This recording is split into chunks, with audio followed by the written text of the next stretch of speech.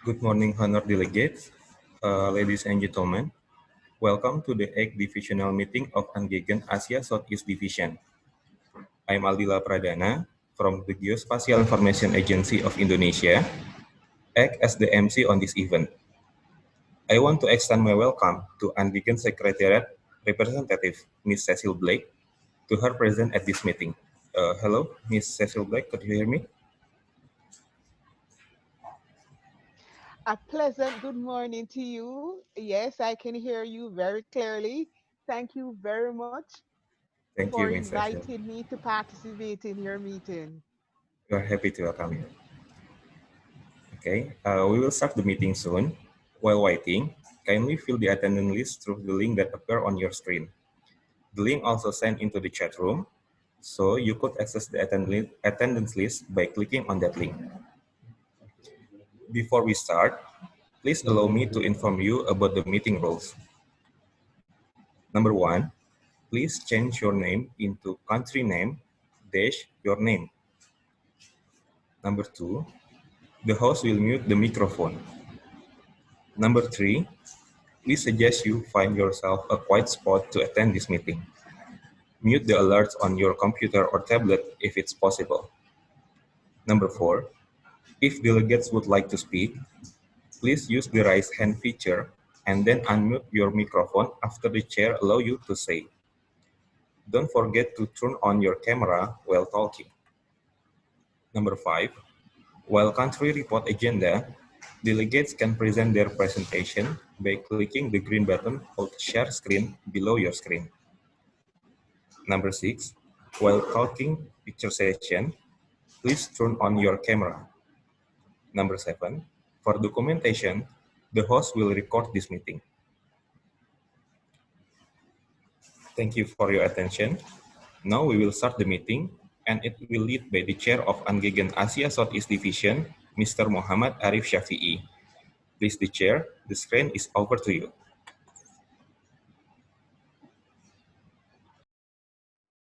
Thank you, Mr. MC. I should open this so I can speak clearly.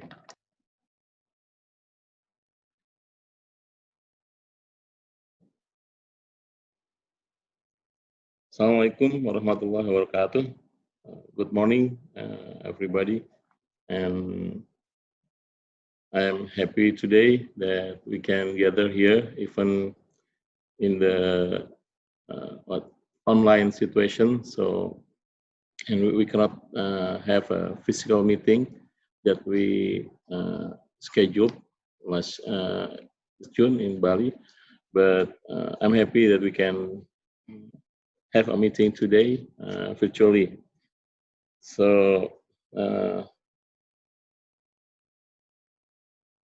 will start the opening remarks. Distinguished delegate, member of the UNGEGN ASE Division, also from the Secretariat of UNGEGN. Ladies and gentlemen, first of all, I would like to extend my warm welcome and thankful to all delegates in this virtual meeting room for attending the 8th Divisional Meeting of the United Nations Group of Experts on Geographical Names for Asia Southeast Division or UNGEGN ASE Division. The year 2020 has been a year full of challenge and health crisis of COVID-19 pandemic. But the pandemic is much more than a health crisis. It's also an unprecedented socio-economic crisis, stressing every one of the countries it touches. The COVID-19 pandemic has the potential to create devastating social, economic, and political effects that will leave deep and long-standing scars. I hope in these challenging times we are staying healthy and safe. The Geospatial Information Agency of Indonesia, who hosted this 8th Divisional Meeting, has taken necessary measures to overcome the COVID-19 outbreak's impact by rescheduling the 8th Divisional Meeting of UNGEGN ASE Division that was supposed to be held in Bali last June and convened the meeting through a virtual platform. I'm glad to have here with us today Ms. Cecil Black from UNGEGN Secretariat of UNGEGN Statistic Division, and also delegates from Brunei Darussalam, Malaysia, Lao People's Democratic Republic, from Myanmar, Philippines, Singapore, and Viet Nam. Unfortunately, so far, we have not received any confirmation from Bhutan, Cambodia, Sri Lanka, and Thailand in this meeting. However, it is noted that the Thailand had attended the 7th Divisional Meeting in New York last year. I hope all of them are safe and healthy, and hope they will join us in the next meeting. Distinguished delegates, we have several concerns that we will discuss about our work plan that we agreed at the 7th Divisional Meeting of UNGEGN ASE Division in New York last 2019. I believe there are some issues regarding the work plan that we should discuss in this event. Lastly, I hope our meeting will run smoothly and there is no significant problem, including the connection problem, since we are attending this meeting from our own place. So let us move to our next agenda, the introduction of its delegates. And please, maybe the head of delegates may introduce the team. So starting from Brunei Darussalam, could you introduce your team?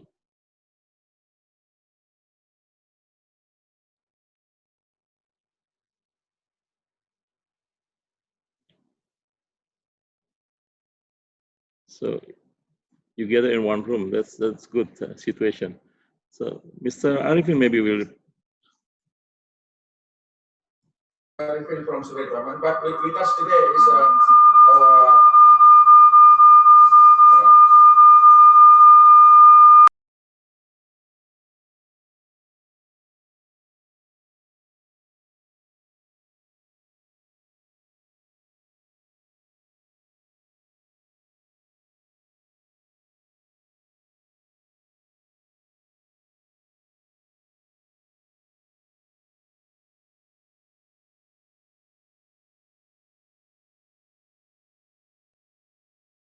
We cannot hear you, Mr. Arifin. Can you? Okay, can you okay. Yeah. Yeah, We can hear you now. Yes, please. I'm Arifin Adijaya from Survey Department, now the Survey General. If you remember, our previous Survey General, Jay Bakar, is now he has retired. So I'm taking over for the time being as a Survey Department. With us today is a few of our member committee. So around eight of us. So it's a good numbers.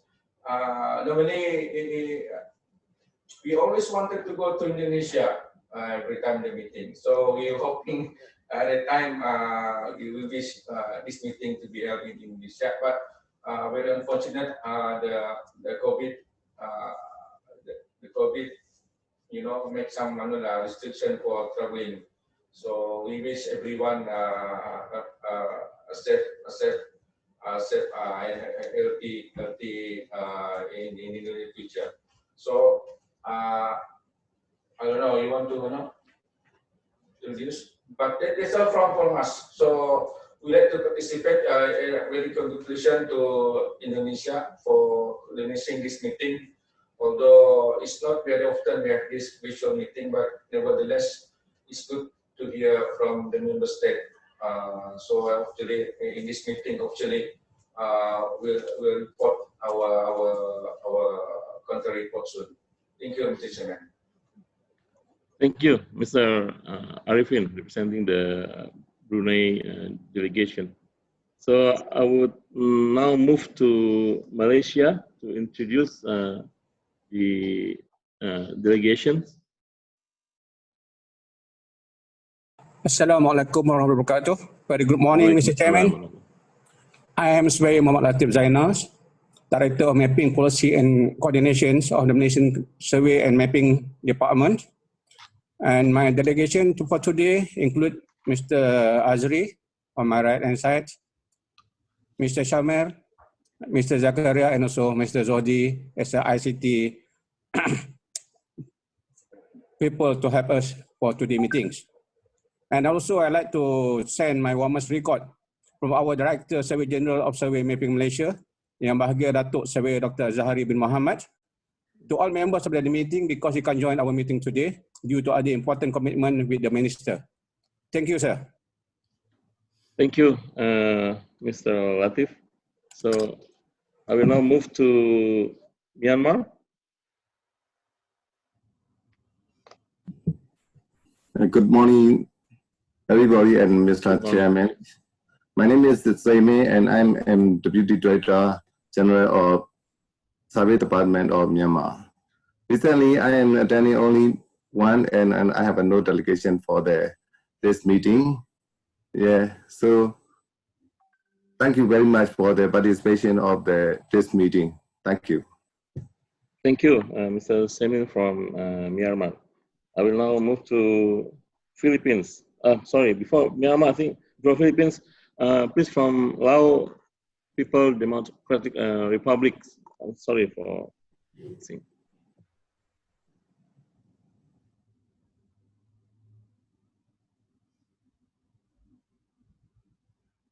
You still muted, so please unmute.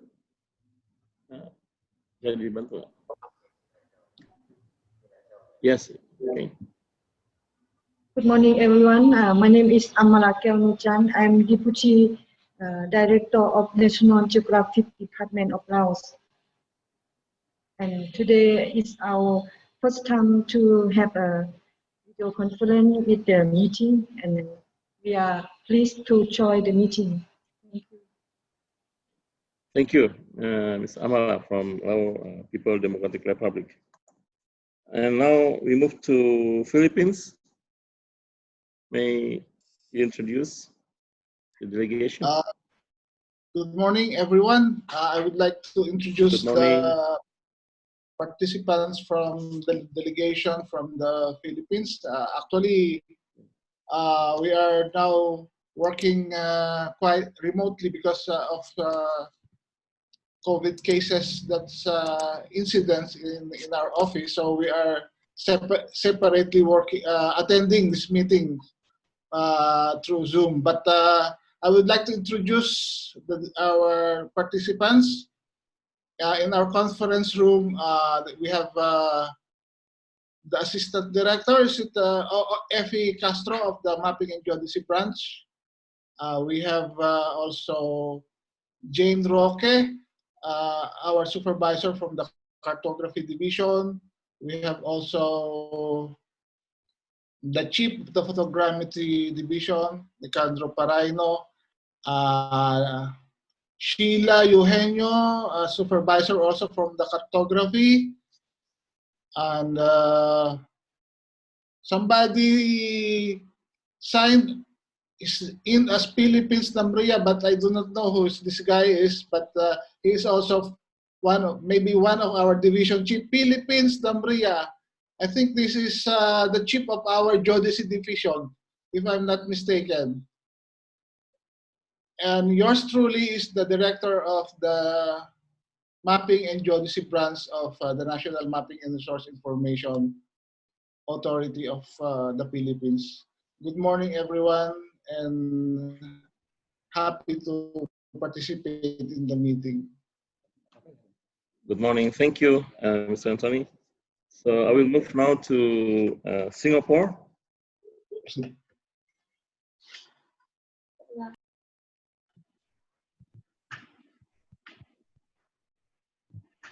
Good morning, everyone. Good morning, Pak Arif.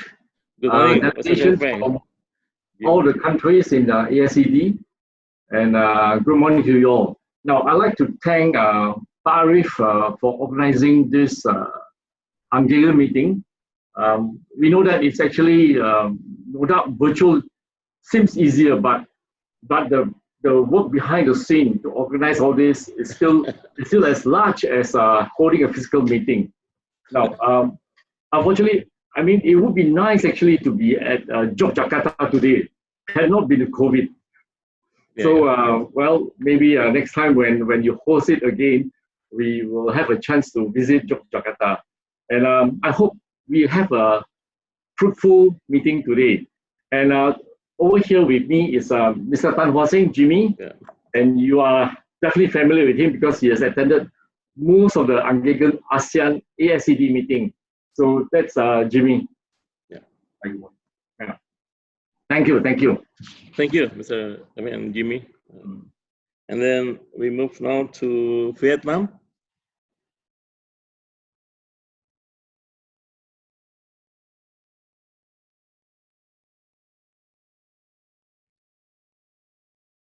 Is Vietnam here? Good morning, everyone. Okay. Can you hear me? Good morning. Yes. We can hear you clearly. Yes. Please. It's very nice to meet all of you in the UNGEGN meeting today. I think every country has affected from the COVID-19, so we haven't got the of meeting. So, but I think online meeting is will have to follow up the UNGEGN ASEAN mission, and I hope in this meeting we can share some activity about from all the country member in the ASEAN group.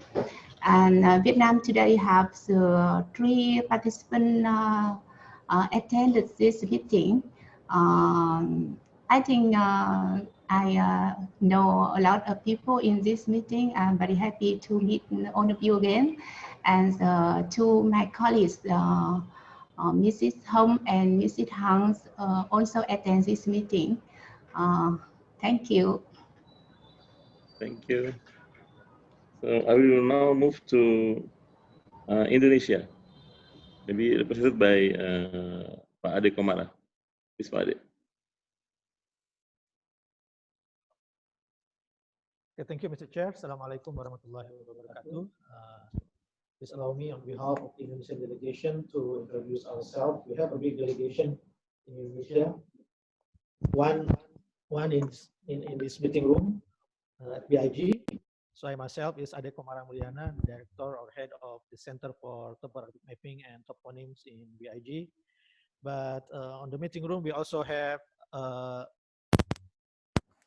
Director of Administrative Boundaries and Toponyms from the Ministry of Home Affairs.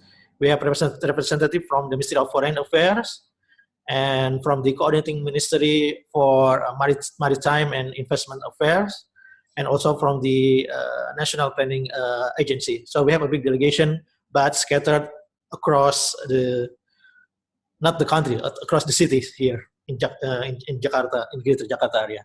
Thank you very much. Thank you, Padre from Indonesia. And now, last but not least, we have a special delegate here from UNGEGN Secretariat. So we have here Ms. Sublek.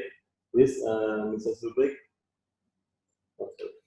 can you introduce to us or say something to us?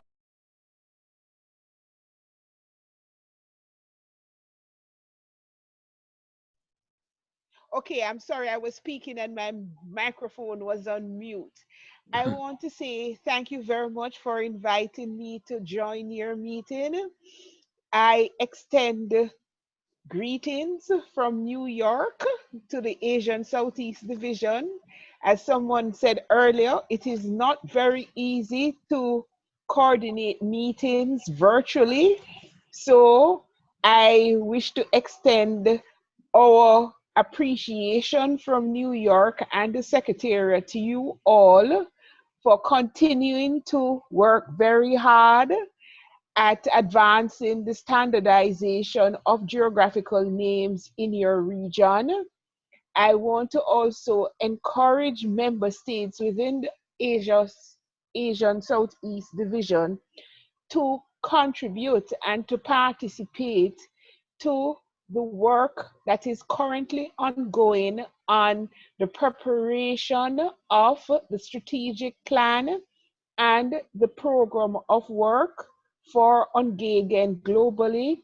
This was a decision that was made at the first session of UNGEGN, and the mandate is that we'll have a draft plan for May next year to be reviewed and discussed at the second sitting of the new UNGEGN. I wish you all a successful and a productive meeting. Thank you very much. Thank you, Cecile. So I believe that it's late night at US now. What's time? 10 o'clock p.m.? It is now 10:30, but it is 10:30, quite okay. fine. I'm usually up late in the night. I go to bed at 12 and 1 o'clock. So all is very good. Thank you. Yeah. Thank you for joining us. You're most welcome. Okay, the delegates, we are now moved to another next agenda, which is the adoption of the agenda. So, okay. So we have here the agenda that we are going to go through to this.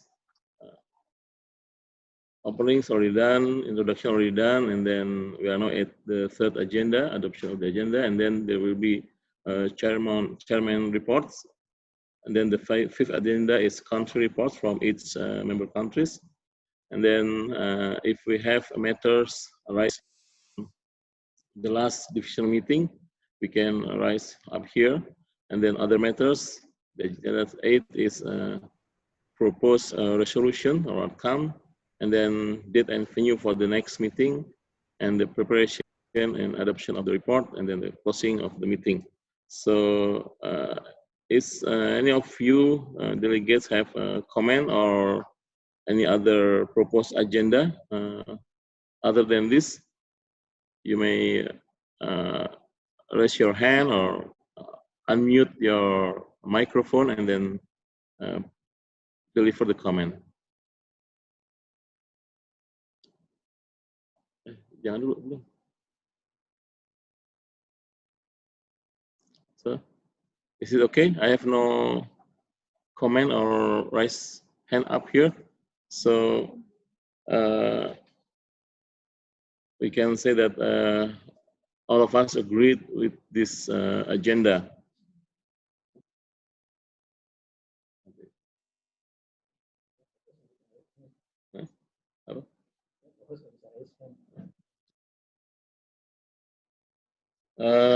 We next to the next agenda, which is the chairman reports.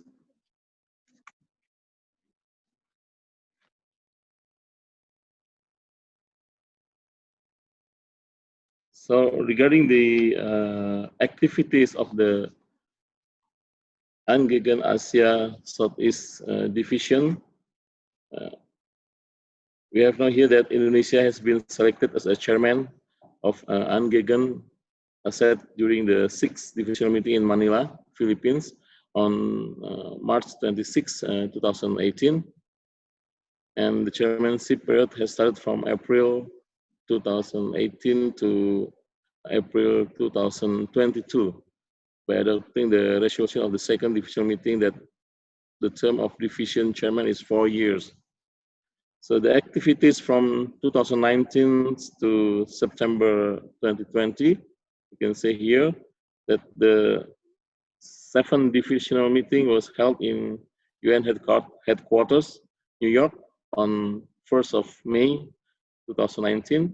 Delegates from Brunei Darussalam, Cambodia, Indonesia, Lao People's Democratic Republic, and Singapore, and also Thailand participated in this meeting. So according to the work plan, the 8th UNGEGN ASE Divisional Meeting in Indonesia will be held in conjunction with the International Seminar and Training on Toponyms, and Indonesia has communicated with the UNGEGN Seminar and Training on Toponyms.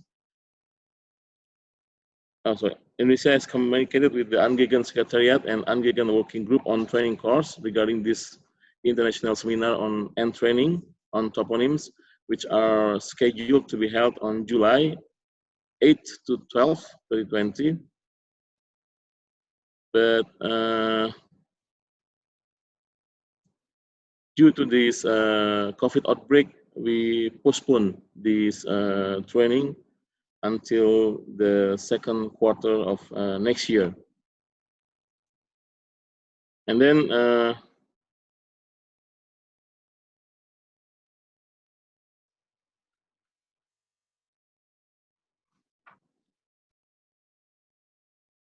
Indonesia also manages the division website on behalf of the UNGEGN ASE Division. So this website is planned to be converted into a collaborative platform. So it will be not a static platform. It will be collaborative, where each member countries can participate in this platform. So this is the platform of our activities. So please feel free later, if this platform is already available, you can also contribute and actively update the content. And then regarding the work plan that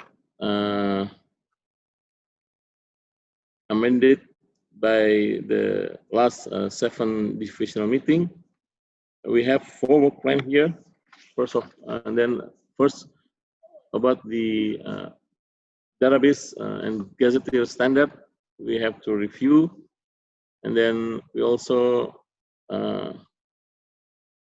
conducted the ASE divisional meeting, which is this meeting. And then we also propose to create a regional map of the ASE division members countries. So we will show you later. And then regarding the collection and compilation of the generic terms from the whole member countries. Next. And then regarding the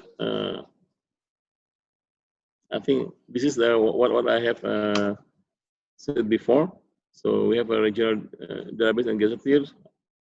We have this divisional meeting. And then next. So this regional map, we already sent to you the draft, and we have also several comment and input from member countries. And then we already corrected. And then if you have another input, please feel free to send to us. And we will make also this regional map as an interactive map later on the website. So that's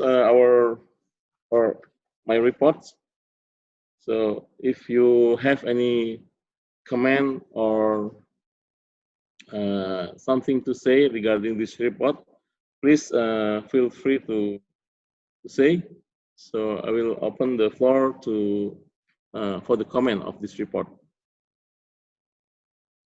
You may raise up your hand or unmute by yourself your microphone to say a comment.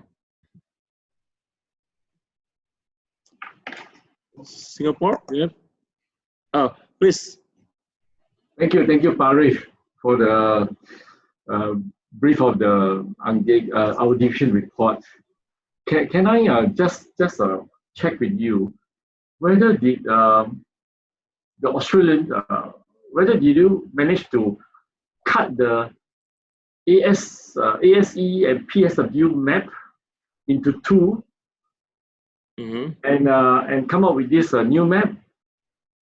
Or actually, did the Australian pass you the full map such that you can actually, my request was in the past is you get a full map from Australia, and then you can cut into 2, separate the PSW and the ASED. So it's easier for us to update the ASED map. but did they pass it to you, the full map, the database? Yes. Did they? The map is exclude the Australia and Southwest Pacific, I think. It's already a larger scale. So what we deliver to you is the hard copy map, actually. But we plan to also provide the interactive map of this regional map, so we can do interactively and zoom in, zoom out later on. Okay, maybe I'll phrase my question. So your new draft map, regional map, which is now is green color. Yeah. Green color. Now, did you take the source from the whole regional map from Australia, or you create a new one? Let me check. You can ask your map people lah. Yeah.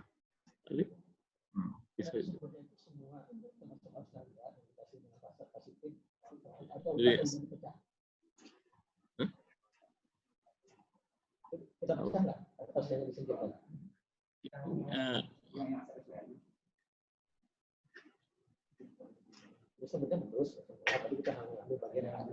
So we still use the old data, but we cut only for the Asia Southeast. Oh, so you got the whole thing. You cut away the Australian and the New Zealand. That's right. That's right. And you have the ASEAN ASED division. Yeah. Yes. And then from there, you create the green color draft.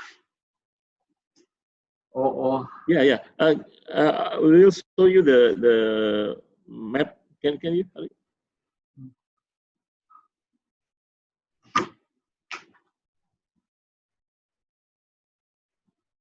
So we will show you the map. Maybe the simple question is, did you create the new draft from start? That means from scratch, you created the new regional map of ASED, without looking at the Australian map. Yes. New one, baru punya.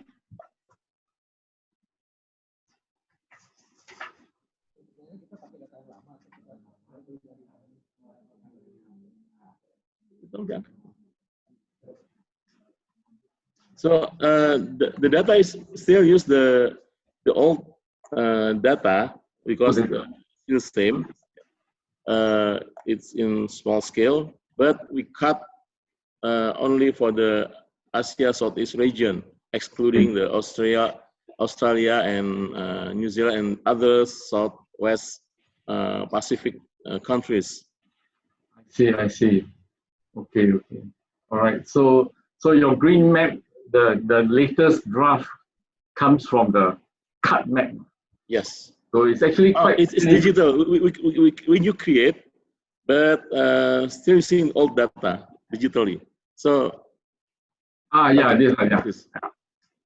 This one is taken from Australia. The map, the original ASE PSW map. Yeah. Yes. They're just still same. Okay. Any suggestion? No. I found that there are quite a substantial difference of Singapore. The shape, the outline, all this is a lot of difference compared to what we gave in the past to New Zealand. Yeah. So now at least I understand that it was from there, but you have prepared this from the original ASE PSW map. Yeah, for now, yes, but we expect after we have the interactive map, I think each member country can contribute with the latest data, so we can update the map easily using the data from the latest data from its member countries, I think. Is that okay? Yeah. I mean, we at least we know the history behind this map, the new map, this new map that you have just presented on the screen. Yeah. Okay. Thank you. But update is open, so I think it is better for us to have the latest data from its country, So the more detailed data, I think it's better, the better. So if once you have received this, it is good. Either you send the data to us, the country's data, or wait for the interactive map in the next few months, and then we will publish, and you can also update by yourself the data. Okay, Pak Arif, I would like to make just a statement on this map so it can be recorded. Okay, okay. Okay, just a simple, quite a brief note. Now, Singapore notes that on the 7th October 2020, the Secretariat provides the member with a draft updated regional map, which is this one, and invited comments.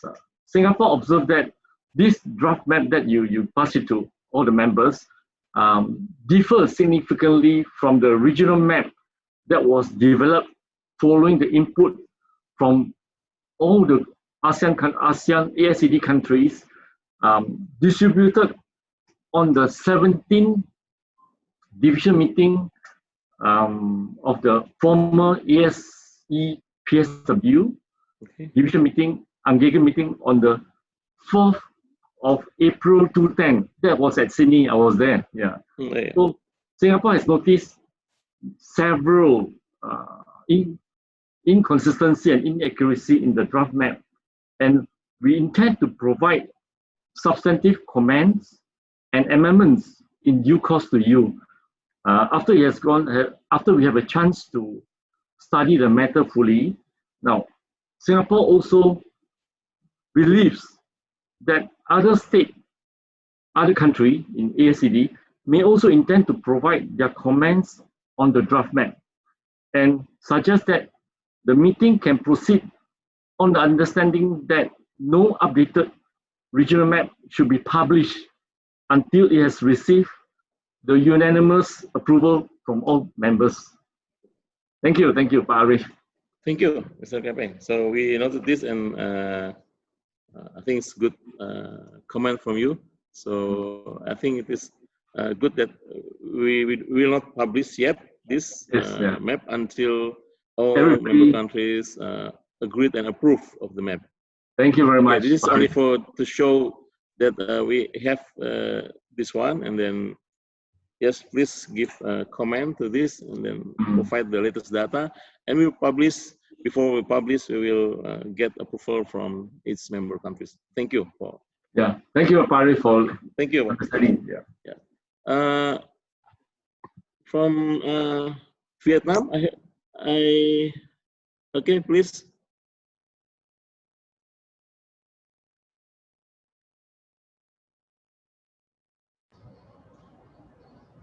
Yes, please. Yes. Thank you for the report. I have some comment about the generatum of ASEAN's countries member. Vietnam also sends the generatum to the ASEAN Secretariat, and when we check this generatum, we think maybe we add a definition for every object in the generatum, because sometimes we I think if we have only the English words, maybe some countries will be confusing when translate in the national language. And also, if you can give the one column for definition and one column for the picture of objective, is good for the understanding. And secondly, in the with the regional map, I understand. I also agree with the Singapore's comment. We have to check toponymy database from the country member before we publish. And Viet Nam also takes the toponymy on the map, and we find it's not the same version with the ASEAN Pacific regional map before. So we would like to keep the geographic name database before Vietnam support to the ASEAN Pacific region committee. So I have only 2 comments, and I hope we can continue to update the regional database. Thank you. Thank you. So we will note your comment, and I think it's good also comment and input. So we will follow up. Is there any other comment on the report?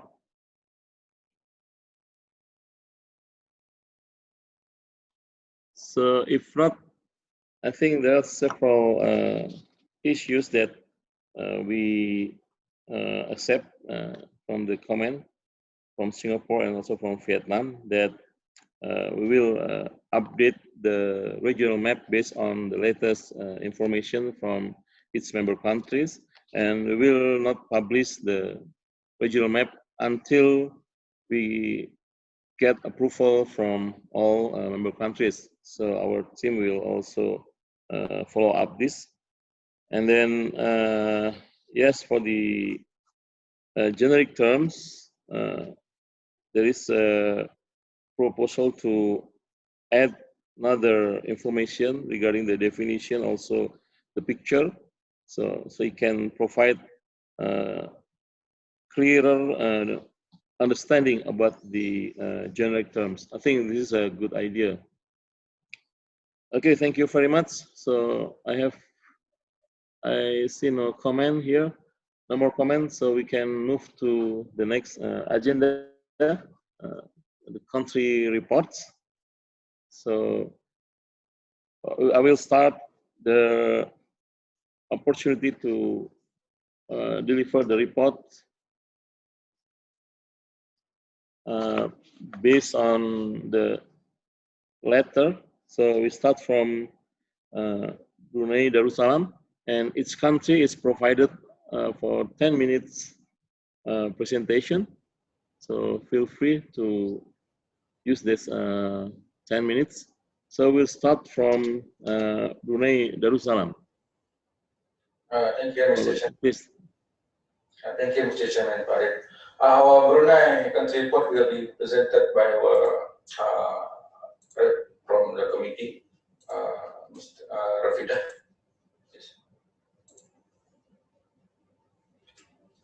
Okay, Bismillahirrahmanirrahim. Assalamualaikum warahmatullahi wabarakatuh. Before that, is my voice clear? Yes, we can hear you clearly. So I'm Rafida Haji Burden, and I'll be representing Brunei Darussalam, and I'll be delivering the country report for Brunei Darussalam.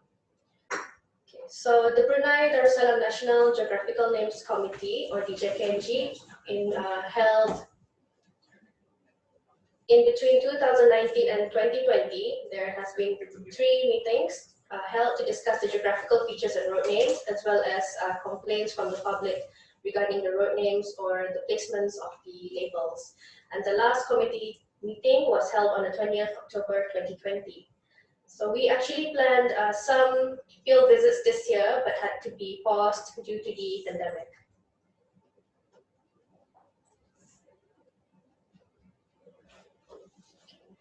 So for the road and parking lot naming in 2019, a total of 6 roads and 1 parking lot have been approved within the Light District Municipal Board. In 2020, it's a big achievement where 27 roads have been named in the Pulau Muara Besar. This is a tiny island that is currently being developed into a modern petrochemical complex. So this year is another monumental history for Brunei Darussalam, with the construction of the Jambatan Sultan Haji Omar Ali Saifuddin, or the Sultan Haji Omar Ali Saifuddin Bridge. His Majesty the Sultan Yang di Pertuan of Brunei Darussalam announced the name on his 74th birthday, which is on the 15th of July 2020. And this bridge is named in honor of His Majesty's late father, Sultan Haji Omar Ali Saifuddin, who is regarded as the architect of modern Brunei. And His Majesty also said that this is a symbol of modernity for Brunei Darussalam. So this bridge spans at 26.3 kilometers long across the Brunei Bay and is one of the longest overseas bridges in Southeast Asia. So due to the pandemic, it was opened ahead of schedule on the 17th March 2020. This announcement came a day after the government announced that the Brunei Darussalam citizens and residents who were banned from leaving the country. So with the opening of this bridge, this allowed access for commuters to and from Temurong and Brunei districts, and without having the need to pass through the Malaysian borders and immigrations. So since the pandemic started, we have seen a rise in Brunei citizens and residents doing recreational activities, and hiking has become one of Brunei's favorite activities. So there is now a need to publish maps of hiking tracks for public use and for assisting search and rescue missions, as well as for the safety and security aspect. So from this year onwards, JKG plans to investigate the current hill names, because currently they are not registered and still uses the ethnic or native names. So JKG will investigate these names and then will forward to the relevant authority for approval. And currently, just to share with everyone, the relevant sections in the survey department, the geodetic sections and the geospatial mapping section is currently doing field works, as can be seen here, starting from the 19th September 2020 and towards 5th December 2020 to do the reconnaissance and collecting of GPS points for the geographical features and landmarks along the hiking tracks. And also, just to share here, there is the Wushu Loop or the Surubing Loop. This is actually from one hill. So along one hill can have a lot of features, and they would need to go through all these tracks, which could be up to 10 or more kilometers long. So eventually, the department will be producing orienteering maps for the public. So in the international matters, last year, the country, Brunei Darussalam, attended the first session of the UNGEGN and the 7th Divisional Meeting in New York, and was represented by officers from the Survey Department and the Language and Literature Bureau, Tuan Abdul Aziz, Puan Hajar Rosina, and Puan Najah Norati. So as been shared last year in the meeting, one of the challenges experienced by Brunei Darussalam is that the experienced members have retired or are retired soon. And this is a good example. Two of the officers here, Tuan Abdul Aziz and Puan Hajar Rosina, have recently retired. So now we are in the period of transitioning and handing over the torch to the newer generation. And just to share with everyone, this would be my first UNGEGN meeting. And thank you. That is all from Brunei Darussalam. Thank you for the presentation and country report from Brunei Darussalam. So I will now give the floor to Lao People Democratic Republic to present the country reports.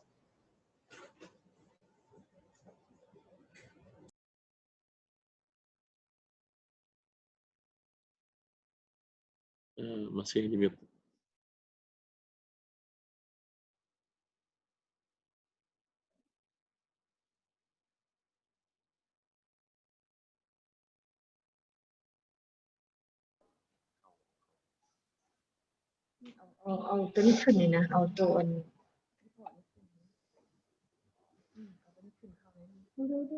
Udah.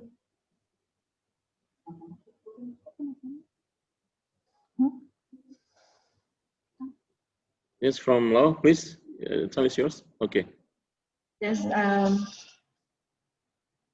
Good morning again. I would like to talk about a short list about the country report. Laos is landlocked country and with the area of 2,000 36,800 square kilometers, comprised of 50 ethnic monitoring group. Each group had their own language.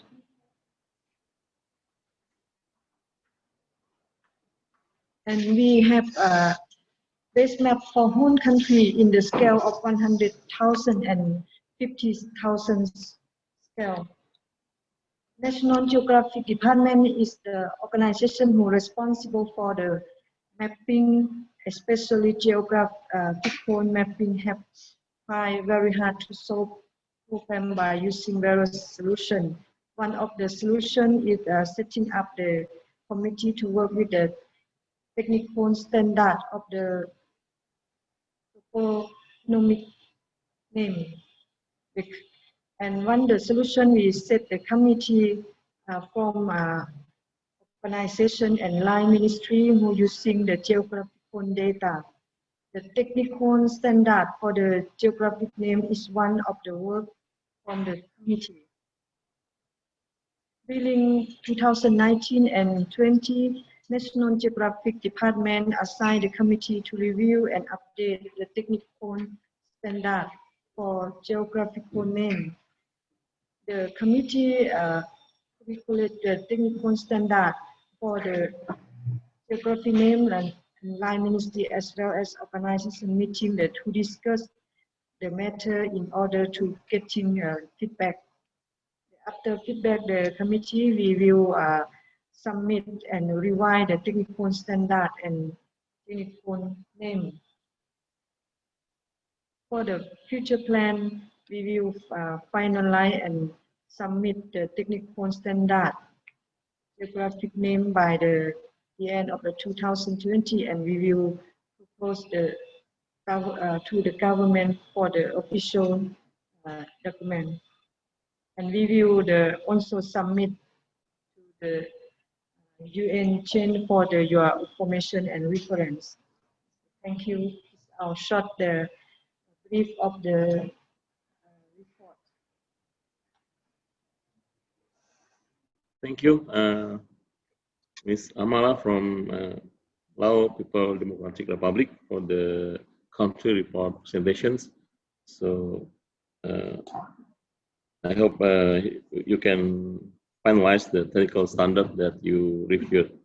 So we are now, I think, moved to Malaysia for the country report.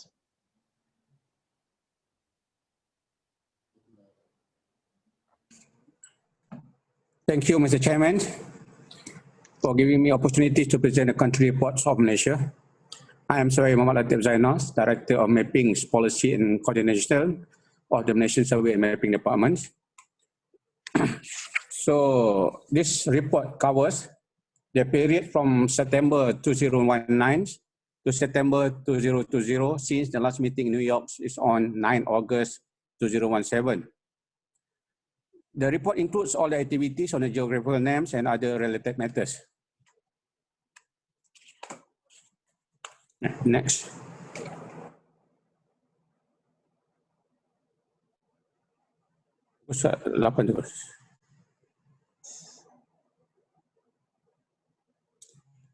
This one is all the structure of the Malaysian National Committee of Geographical Names that I will not say more about it, but I'm just focused to the activities that have been carried out during the periods from September 2019 to September 2020. The first one is the Malaysian National Committee on Geographical Names meetings, MNCGNs, and the second one, National Technical Committee on Geographical Names meetings. Then also we have the working groups on policy and geographical names, working groups on database and production of maps of web Gazetteer, working groups on naming of islands and geographical names, workshops, SOP in updating the geographical names database for urban area, and also toponymics guidelines. The first activities for the Malaysian National Committee on Geographical Names meetings was held in Kuala Lumpur on the 10th December 2019 and chaired by our Director General of Survey and Mappings, Yang Bahagia Dr. Azahari. There are 21 members in the MNGN from government of agencies at the at the federal level and also state levels. And the next 16th meeting will be conducted on the 3rd November 2020 through a virtual meetings. The second activities is a National Technical Committee on the Geographical Names meetings. The meeting discusses and facilitates activities and work progress before the sitting of MNGCN meetings. The 22nd NT-GCN meeting was held on the 10th September 2020 in Kuala Lumpur and chaired by Deputy Director General of Survey and Mapping 1.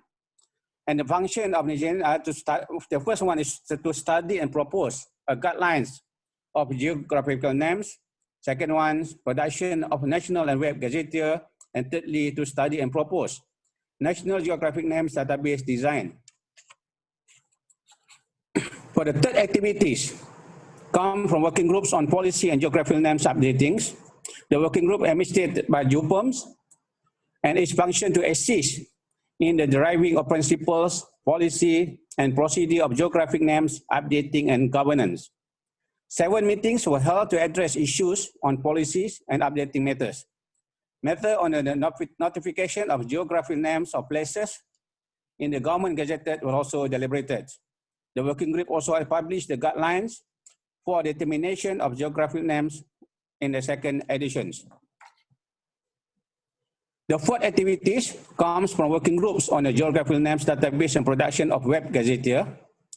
The Malaysian Geographical Names Database consists of, among others, local names, locations, historical backgrounds, Arabic character, audio files, gazette notification that have authoritative records available for the government and public use.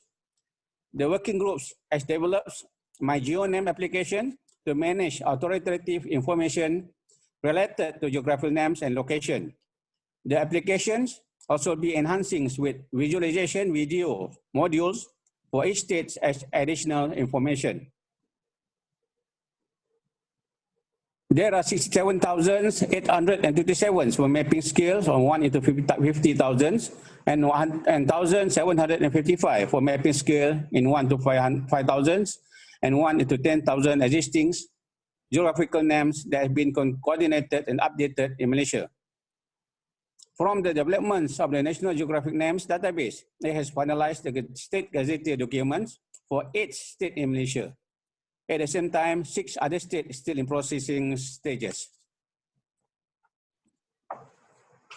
For the 5th activities from working groups on naming of islands and geographical entities, this group was established in June 2006 and chaired by our National Hydrographic Center. The functions of the working groups are carried out surveys, researchers identifying new geographical entities, documenting and updating the list of islands and geographical entities which has no names from charts, gazettes, maps, agreements, and related documents. The proposed new names for existing lands, islands, and geographic entities related to the characteristic of geographical entities in accordance with the guidelines for the standardization of undersea future names produced by International Hydrographic Organization or ISO. The working groups has identified 1,519 of 1,698 the namings of the islands and geographical entities. At the same time, 182 islands and geographical entities have no names. The working groups also has published new formats for the listing of namings of islands and geographical entities. Book 1 cover State of Police, Kedah, Penang, Perak, Selangor, and Negeri Sembilan. Other versions will be published in year 2021. For the international levels, the working groups has successfully identified 7 geographical entities in Southeast China Seas from year 2014 till 2019. The entities have been presented and accepted by the Subcommittee on Undersea Future Names of the SCAFANS. There is a sample of that.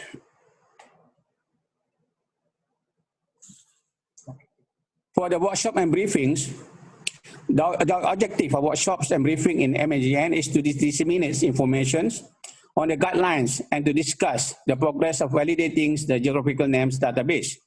It was also intended to help participants understand the importance of coordinated geographical namings and to populate the geographical names database.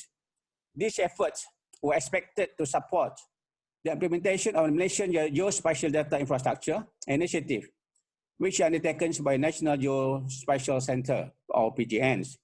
During the period from September 2019 until September 2020, the list of workshops and briefings that has been conducted are as follows. One is geographical names of database workshops, briefing on the National Geographical Names and Gazetteer, database for 2 town map for Kuantan and Cyberjaya, updating islands and geographical entities, name books 2, conducting a discussion on determination of naming island and geographical entities exceeding 3 nautical miles from the shoreline. The 7 activities is SOP in updating the geographical names database for urban area. The SOP will be the main reference to the all state liaison officers in updating the verification of the geographical names, and also be distributed to all the related states under page 3 of the updating the geographical names database for the urban area. The last activities is the toponymics guidelines for maps and other editors for international use. The guideline has been presented at the 11th United Nations Conference on the Standardization of Geographical Names held in New York, USA in August 2017. The guidelines have been used as a reference in the MyGeoNames application in Malaysia. The next chapter is the issue and challenges that are facing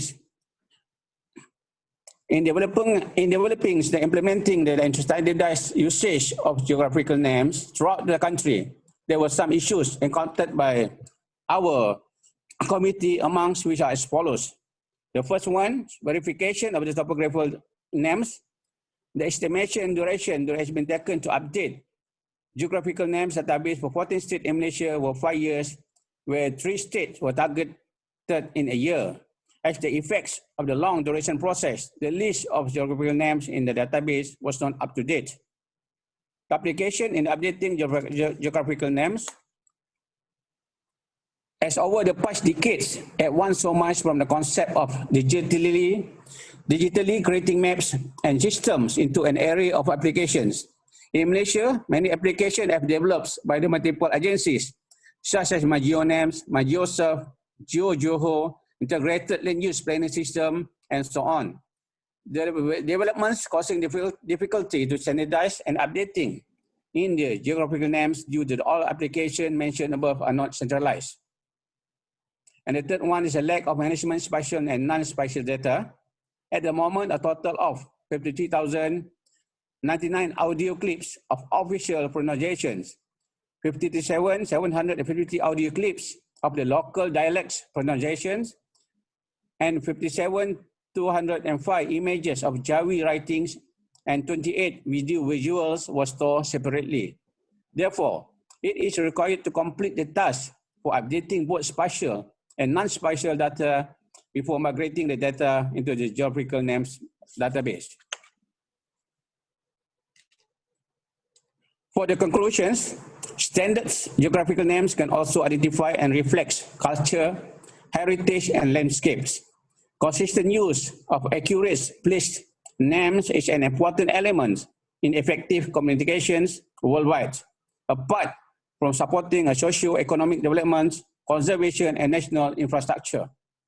And that's all, Mr. Chairman. Thank you. The report from Malaysia. Thank you for the country report presentation. So it seems Malaysia has very active activities on geographical names, and I think other countries also can learn from Malaysia. So we will have a discussion later, but now we will move to the country report from Myanmar. So Mr. Semin, please, you have your time. Yeah. Okay, I'll let you.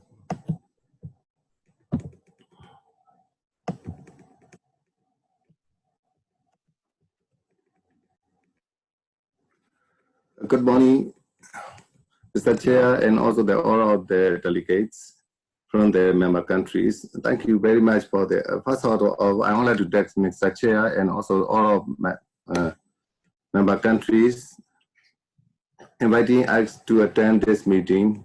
So I just prepare for the country report of Myanmar, outline of the presentation. That is firstly Myanmar's profile and also the profile of Service Department and also the responsibility of the Service Department only. So all of you already know about the Myanmar, location of Myanmar. That is the location of Myanmar for the location of Myanmar. Geography of Myanmar is largest country in the mainland Southeast Asia. It shares border with the Thailand, Laos, China, India, and Bangladesh, and has a coastline on the Atlantic Sea and also the Bay of Bengal. The climate is tropical with monsoonal rains, making flooding and also the landslide common during the rainy seasons. Forests cover almost all of the country, make forests a major source of the export earning. However, excessive logging has resulted in deforestation in both rural and also the urban area.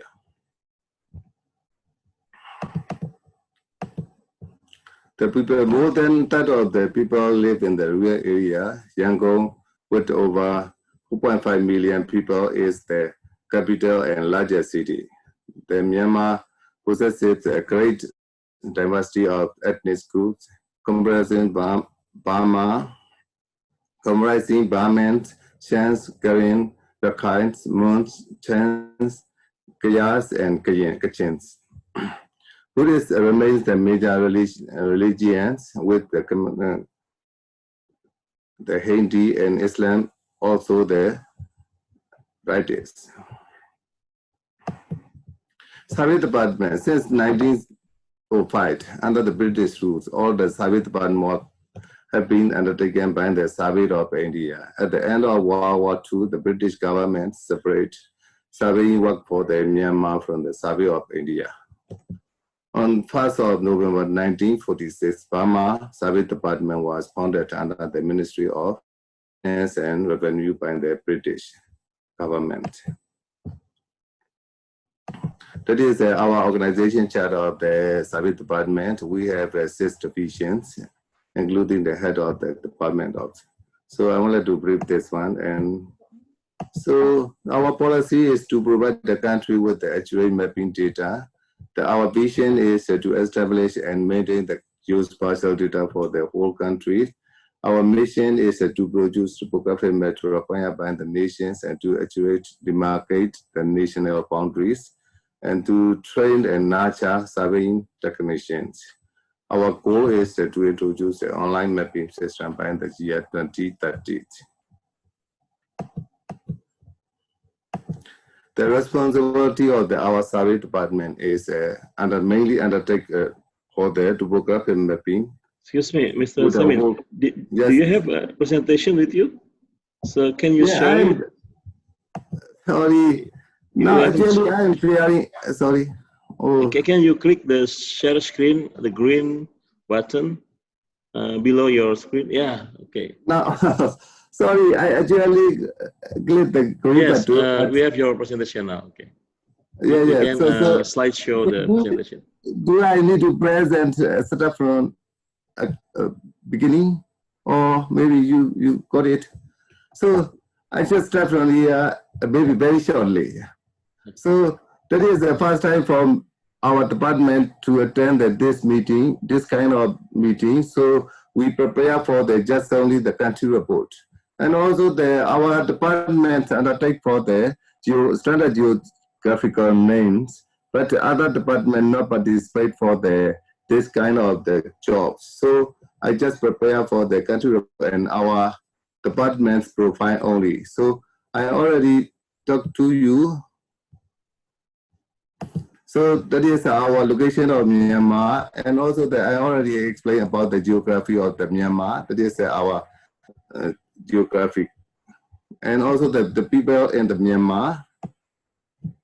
And then that is the point of the Survey Department, and then that is the organization of the Survey Department. I have already told you, and also our policy, vision, mission, and goals. And then the responsibility of the Survey Department undertake for the topographic mapping or the whole of the country, and also the jointly carry out boundary demarcation work with the neighboring countries. And also the Survey Department verifies all of the geographical name every year in the field.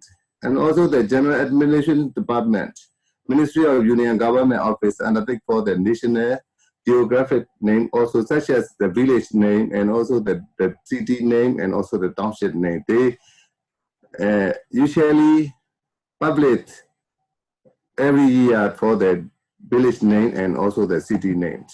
Recently, Survey Department doesn't have the activity for the national standardization of geographical name. That is all for my report. Thank you very much for the Mr. Co-Chair and all of the member countries. Thank you. Thank you, Mr. Samin from Myanmar. So maybe we hope that all presentation slide can be sent to the Secretariat. So okay, we will provide, I want to send to them. so this is important to make the minutes of meeting letters. Okay, thank you. Thank you. I will send to the Secretariat. Thank you. And now we move to Philippines for the country report.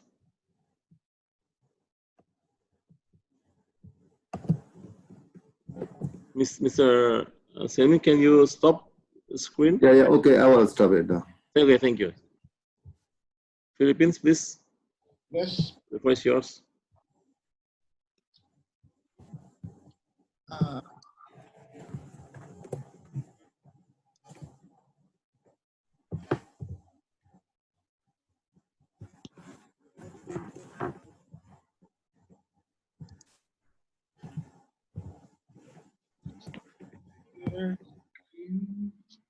Okay, thank you very much.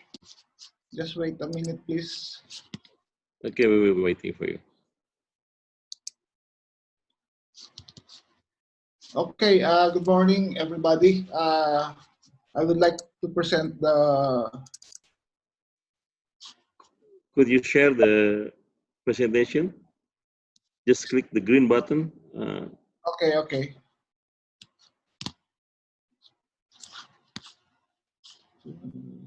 The green button.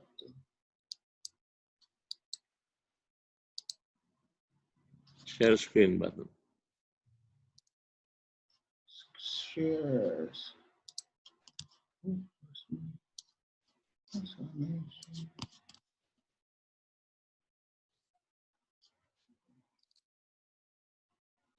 Share.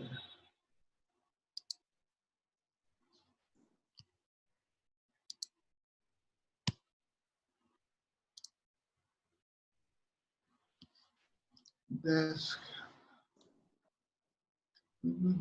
Share screen, and then you choose the PowerPoint slide, and then click share button in the right bottom.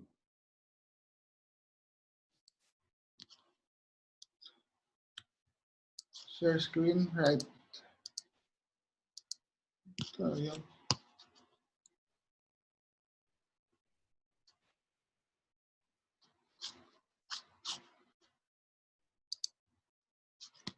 Share. Very good. Okay.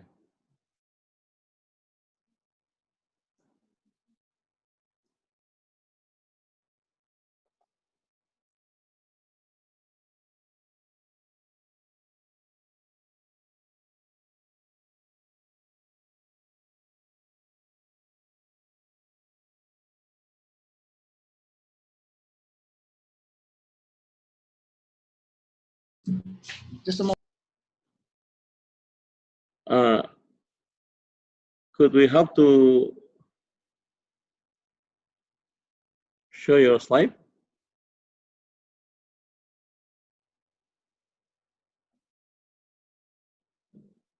Okay. Oh.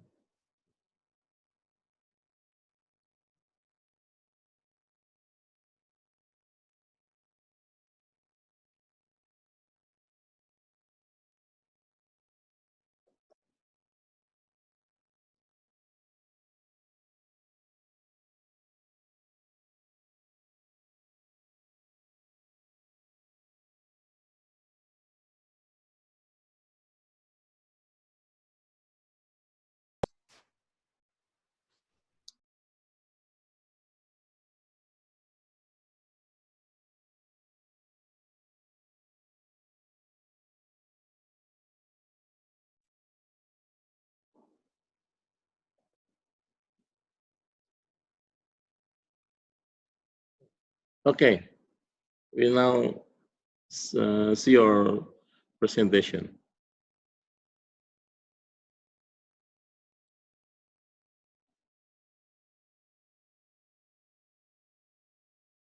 You still mute? Please help to unmute, and also the video.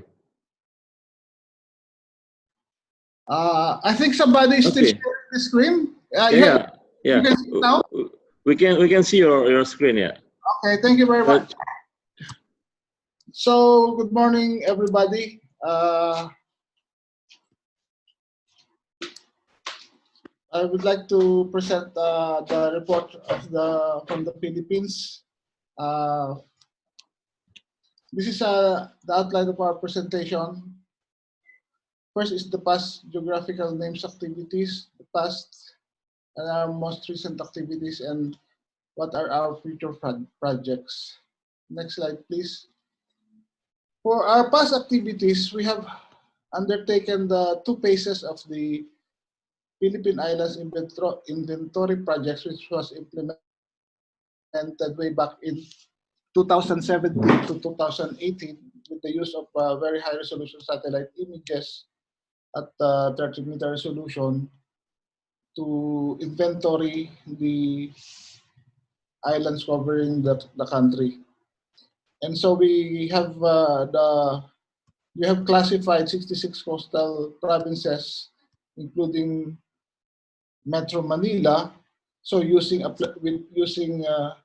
RS technology, we made some classifications of the islands as to the land area, the coastal length, and basic land use, and most importantly, the geographical names of these islands.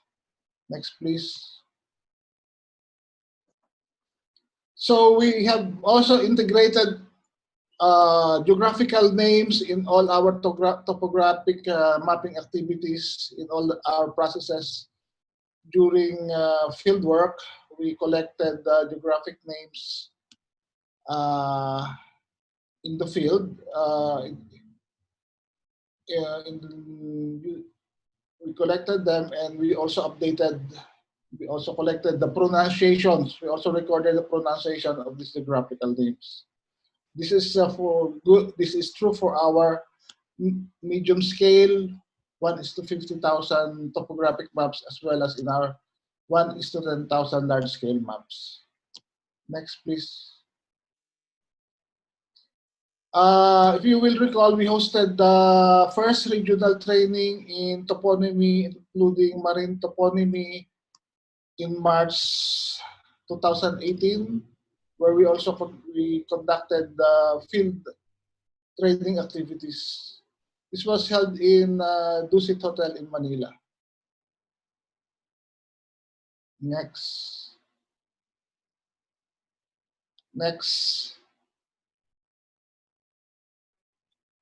We also serve as the chair of the Asia Southeast Division from 2014 to 2018.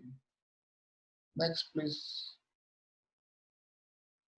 Likewise, we have submitted the updated generic terms to the Asia Southeast Division in I think in Indonesia. The chairman of the division just this October, just this month, actually. Next, please. For our national activities, we have been actively updating the Philippines standard geographic codes in coordination with other agencies of the government, which classifies and codes the local government units by region, province, municipality, and barangays, or the community level. As of June 2020, you can see the updates of the number of regions, provinces, cities, municipalities, and barangays. So basically, there have been changes in the number of municipalities. Only the cities and barangays, mainly due to the conversion of municipalities into cities. So the more cities are being added and more barangays are also being added. Next, please. We are currently undertaking a project on the updating of our Philippine Gazetteer. We started just this year. This is a 5-year project, and it will be updated based on our 1:50,000 topographic maps. This is to update the 1989 Philippine Gazetteer, which will, our aim is to make it more detailed, because the 1989 Philippine Gazetteer was based on the 1:250 topographic maps, with 5 provinces as our target area. Next, please. So this is a sample of the geographical names uploaded to the Geo database for one province, the province of Ilocos Norte, one of the northernmost province in the Philippines.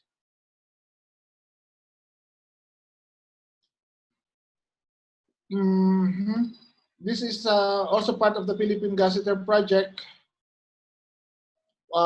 It was noted that for certain map sheets, for 1:50,000 topographic maps, the geographical names seems to be more sparse or not so detailed as compared to the 1:10,000 geographic database. So we would like to harmonize these two maps so that we can compile more information into the Gazetteer by harmonizing it with the 1:10,000 geographic database. We aim to publish a book of the compilation of this Gazetteer for covering the 81 provinces of the country by the end of the project. Next, please. So, as I said, it will continue. The project is has a duration of 5 years. It will continue next year. And for next year, 11 provinces are targeted, with 16 provinces will be undergoing field verification and field data gathering. Next, please. For our future activities, we would like to integrate our geographical names in our Philippine Geoportal. We have a Philippine Geoportal, which was launched way back in 2012, which shares and access, whose aim is to share and access geospatial information through the web by the contribution of all major government agencies who are involved in geographical names gathering activities. So it will be in the future the realization of National Spatial Database infrastructure. Next, please. Next.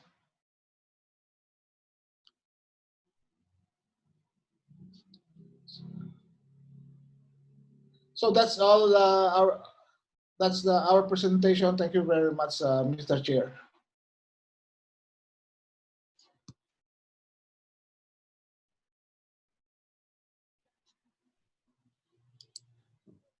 Thank you for the country report from Philippines.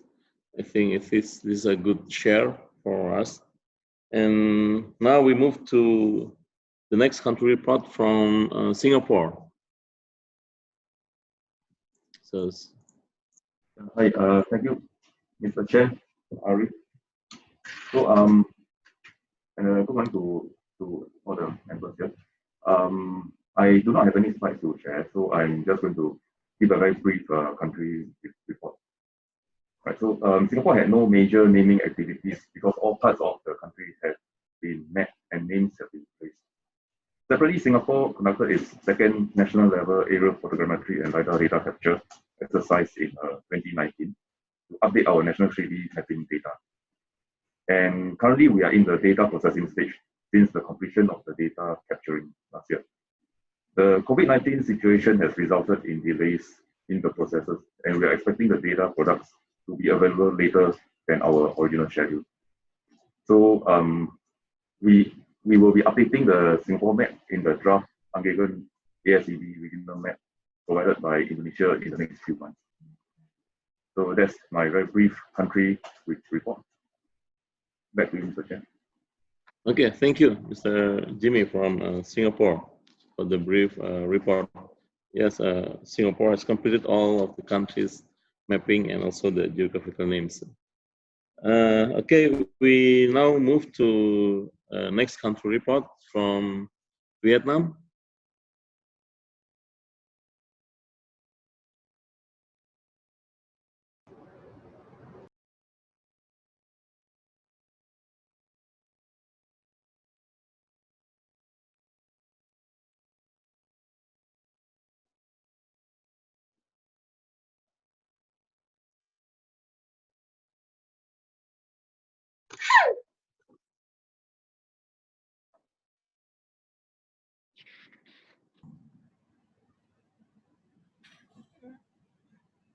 Ghi à?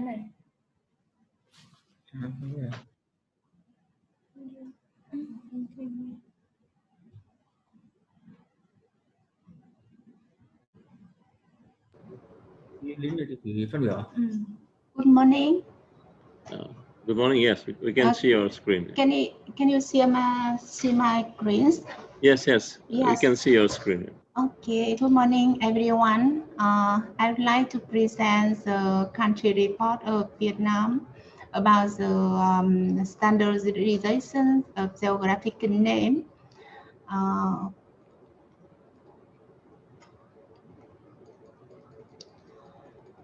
So first of all, I would like to introduce about our department. Our department belongs to the Ministry of Natural Resources and Environment, who is responsible for performing state management over the survey mapping activity, managing basic geodetic survey, mapping, and also standard design geographical name to establish map. To implement this mission, DOS-MBN has cooperated closely with the language expert, the province people committee. This report we went to briefly the own activity about related to geographical name, and also we would like to mention to the activity has done in 2019 and 2020. We carry out the geographical name activity from the 2006. Yes, almost more than 10 years ago. And the first of all, we have to establish the national technical regulation to determine the official geographical name. And we also building the guideline for formation of national geographical name database. And until now, we complete the geographical name database for the whole country, 63 provinces. And we publish National Gazette on geographical name for the 58th province. In 2018, Vietnam also approved the survey and mapping law, including the one provision related to standardized geographical name. In 2019 and 2020, we had not so much activity in last year and this year because affected COVID-19, and we only to complete and publish the database for 8 provinces. Almost this province is the northern of Vietnam. And we also participate in UNGEGN ASE. We review the ASEAN regional database scheme and verify the printed version of region map, and also complete the generic term on toponymy for Vietnam. And we also give the feedback to the UNGEGN ASEAN Secretariat. About the future activity in 2021, we will become complete and public geographical name database for the 4 provinces in Central Highland and also Hanoi. That means after the 2021, we finish the project of standardization geographical name for host countries. And after that, we would like to update the database of geographical name. And in the future, we also would like to set up the website could be provide data of geographical name for the user. Standardization of geographical name of Vietnam has been carried out over the past several years. We can unify and define the exactly position of geographic feature. The National Gazette on Geographical Name are promoted every year for which is used by state agency, also the organization and individuals. In the coming year, USMVN will continue to update the toponymy database system to meet the requirement of socio-economic development and also the national defense security. And we will also to continue to cooperate with UNGEGN ASEAN on the regional geographical name activity. Thank you very much for your attention.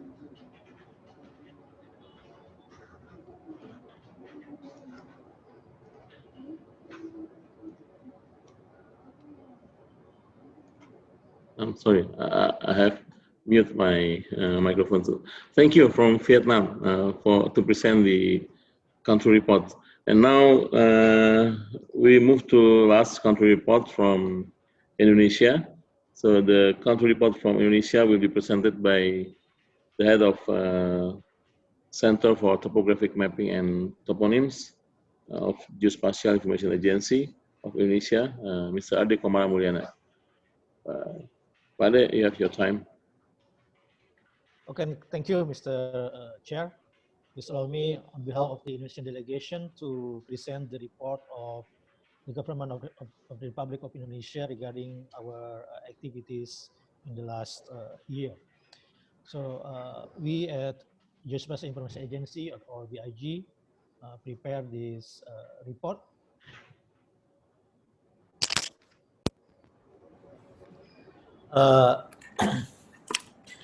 With contribution, of course, from other ministries and agencies. There will be 2 parts in our report. The first part is on our involvement in our division, as we have been elected as chair, but these activities has been reported by the chairman earlier today. So I would like to focus more on the second group activities regarding standardization of geographical names at the national level. And also we would like to convey some other matters. So can you go directly to slide on the national activities?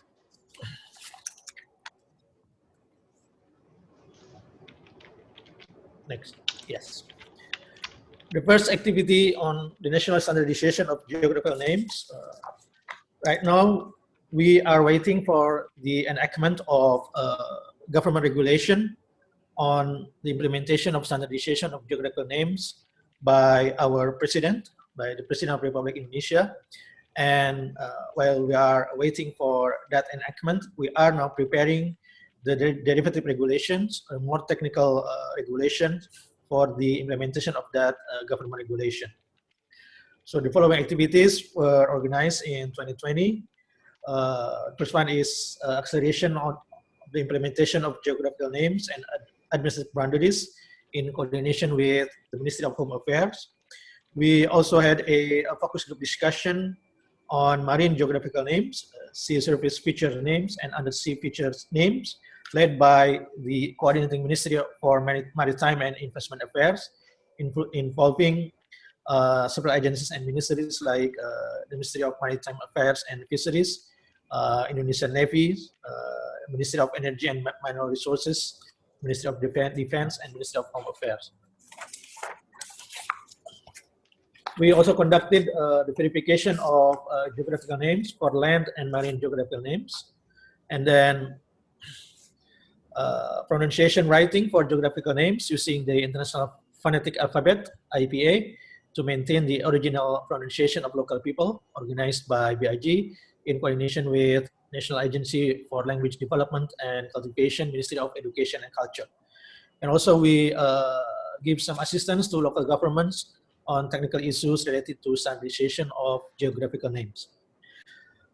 The next one is our activities regarding the administrative region names. In 2019, the Ministry of Home Affairs published the list of unique code for government administration areas stipulated by Minister of Home Affairs Regulation number 72 of 2019, and it updates until July 2020 information with the addition of the data for 14 districts, 7 kelurahan or village in the cities, and 10 village in the rural areas, as well as the reduction of 3 villages due to the merging. As a result, the number of registered administrative areas names in Indonesia are as follows now: 34 provinces, 416 regencies, 98 cities, 7,244 districts, 8,495 kelurahan, and 74,960 villages.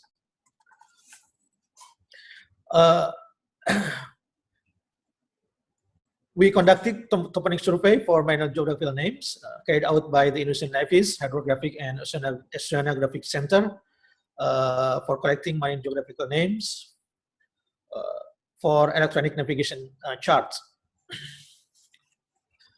And then we also conducted some surveys to support other national government programs in Kalimantan Timur,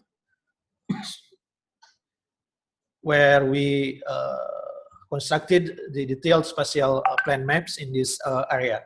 And the survey is conducted using application called Sakti, which is an application system for collecting or data acquisition, toponym data acquisition, equipped with 360-degree camera. So this is a breakthrough or innovation that we tried to implement this year. And then the next group of activities is on the standardization of geographical names to be included later on in National Gazetteer. We did verification for 9 provinces, and there have been 1,163 geographical names have been recorded and verified. And we also verified island names to this date in October 2020. There have been 16,771 island names and coordinates that have been recorded and verified, and this activity will be continued through 2021. Also, we verified sea surface features names and undersea features names, such as sea names, street names, bay names, and seamount names. The verification activities are held at the national level, and the result of the verification process will be compiled later into the Gazetteer of the Republic of Indonesia. The next activity we would like to report is we held some webinars on toponym. There have been 3 online seminars on geographical names with participants from the government institution, the universities, the academicians, and public members, public societies. And the themes are, the first one is the role of technology and the community in collecting toponyms. The second one is toponym as part of basic geospatial information and access to other information, and the urgency of the implementation of standardization of geographical names, research, institutional, and policy. So these webinars are or were intended as an alternative program for toponymic training for related stakeholders, as the offline or face-to-face training is not feasible due to the pandemic. And the last one is on the research and publication on toponym. We publish regularly a bulletin every month, and then as the Secretariat of our division, we are managing our website as publication media, and the chairman actually intends to transform the current regional website into a more collaborative platform where every member country can contribute actively and directly into that platform. And because of this, we are developing our website, and it is expected to begin in the first quarter of 2021.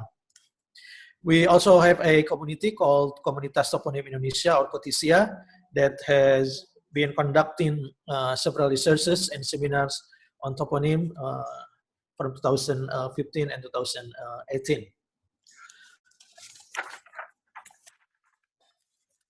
Last, we would like to convey that we are now planning to have a program in accelerating our topo map production at 1 to 5,000 map scale for the whole country. And for this acceleration program, we are exploring some new technologies for accelerating the acquisition of geographical names. So a breakthrough approach using 360-degree camera for toponymic data, as you can see here, some photographs of the activities has been explored and tested successfully. So we are open to have any input from other countries who have been experiencing the same activities to accelerate the collection of geographical names. Okay, thank you, Mr. Chairman. That's all regarding our country report. Thank you, Father, for presenting the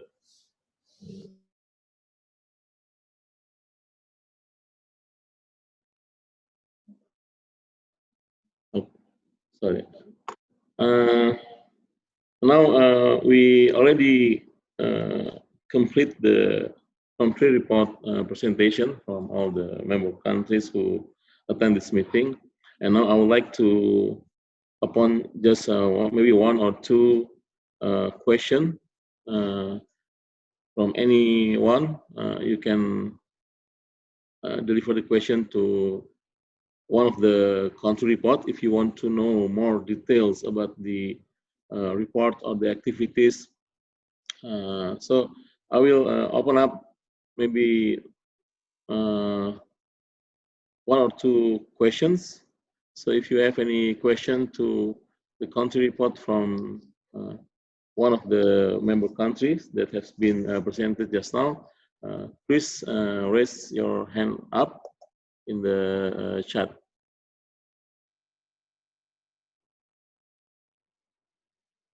Any of you want to deliver a question or comment?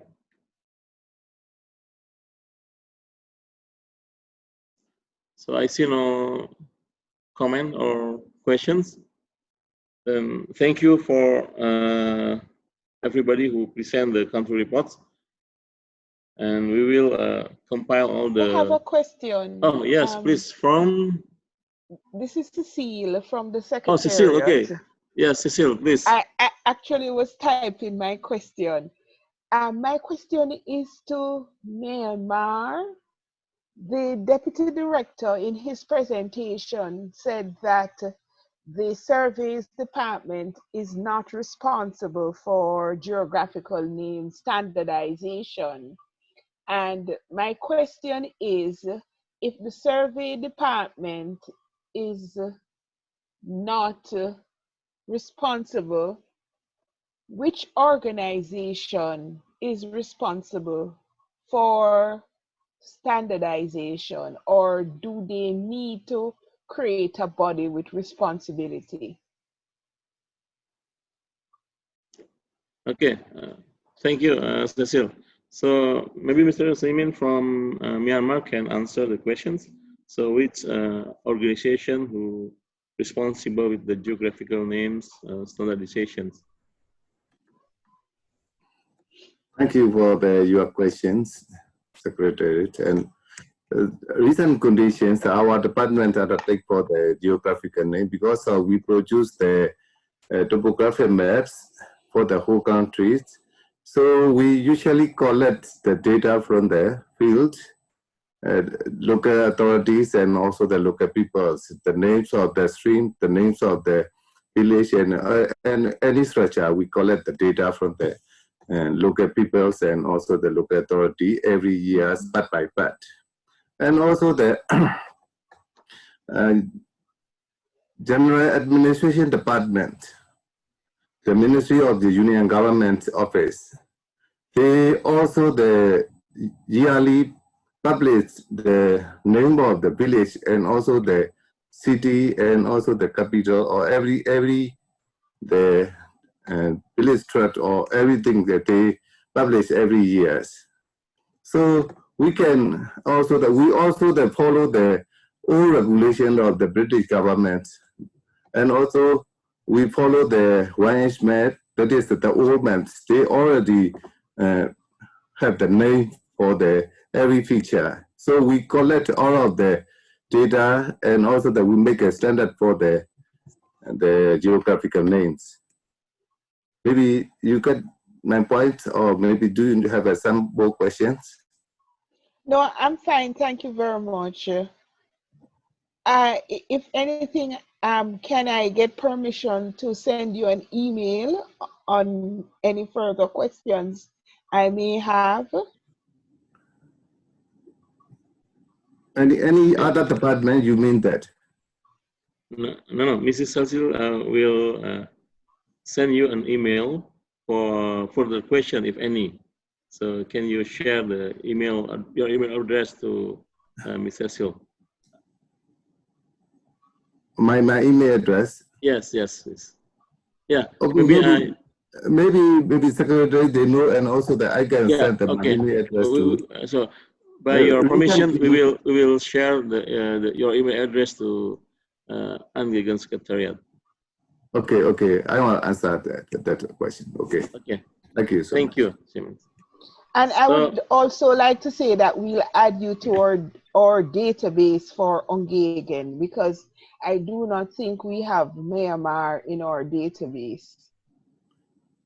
We have a database, maybe our own database. Our list of member states. You are not registered in our list of member states. So when we send information to our member states, we will add you. So you will now start receiving information from the UNGEGN Secretariat.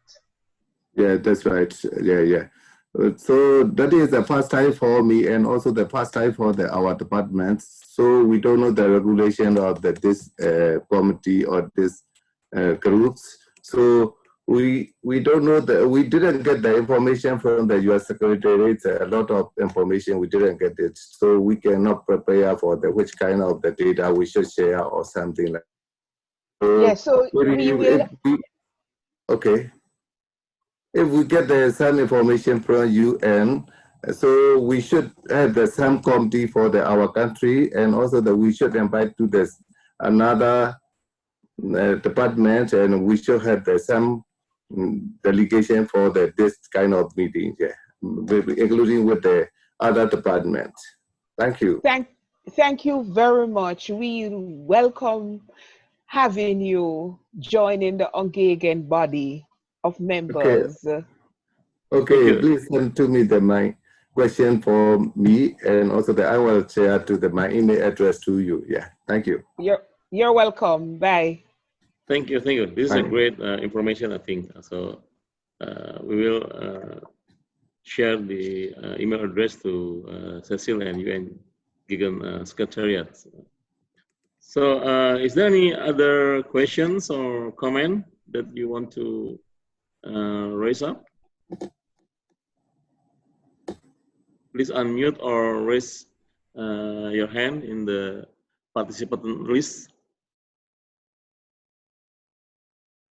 If not, then I will I'm sorry to be. Yeah. I'm sorry to be. That's all right. Asking so many questions. I'll put back my camera. I'm looking a little scraggy.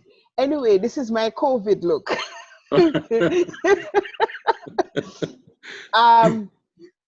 I have a general question. This is something that Peder, who is from Norway, and he is responsible for UNGEGN training.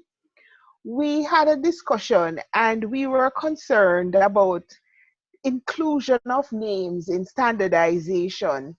And I will be doing a little survey, but I wish to raise it with this group to find out if, since we have had COVID, and since we have had this new, particularly in the United States, where they're saying that names should be, I want to find out if you have had requests to change names that were existing before, because I did a quick research, and in the United States, I know that there have been an increase in the number of requests to have names changed to be more inclusive of minority groups and indigenous groups. So I wanted to find out if this was something that was happening not only in the United States, but maybe in other parts of the world. I'm not sure if my question is very clear. Yeah, so I'm going to do the survey. You provide us with the survey questions, or you have the link? Yes, I've not done the survey as yet. Okay. I just wanted to find out from you, seeing that I was here, if there has been an increase in the request to change names, or is there any difference? I know that in Brunei Darussalam, they said that based on increase in hiking and recreational activities, that they have had to improve their hiking maps. So I wanted to find out, has there been any significant activity in the names arena given COVID issues, or given issues that has to deal with minority names? I think that there will be some activities on that, but we have to do the survey then. Okay, so I should send the survey. Yes, Okay. I think because, yeah. All right then, understood. Thank you. Thank you, Cecilia. So thanks again for the country report presentation. So we move to the next agenda. So actually, the next agenda is matters arising from 7th Divisional Meeting of UNGEGN ASE Southeast Division. So there is no matters actually from the Secretariat, from us. So I don't know whether from the member countries, is there something that you want to raise up in regarding the the follow-up of the last 7th Divisional Meeting in New York. If no, then we can skip, I think, to the other matters because we have several issues in other matters.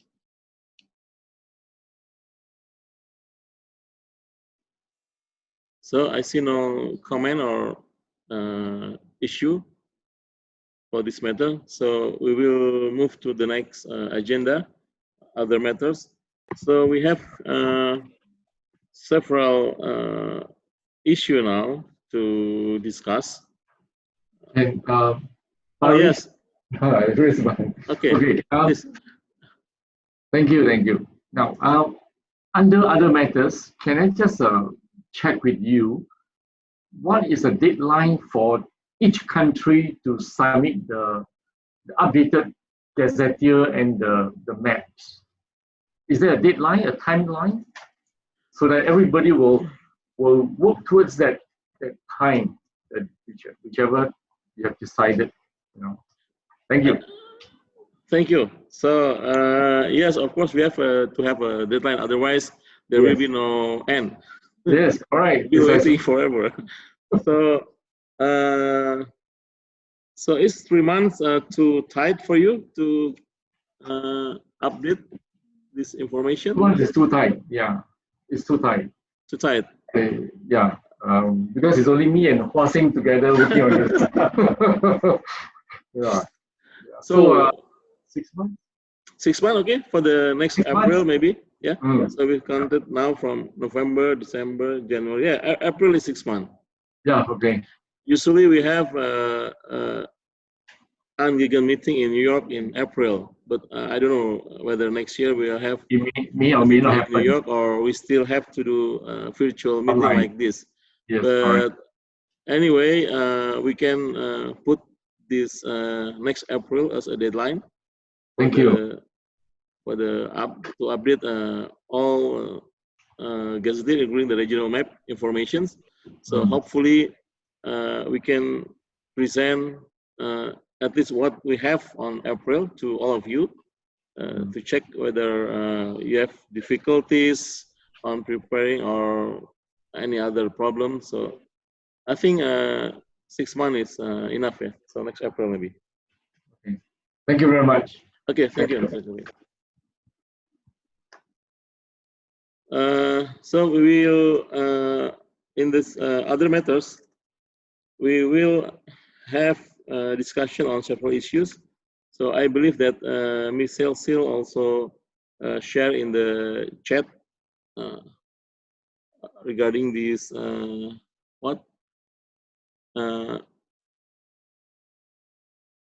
future direction in the standardization of the geographical names, I think.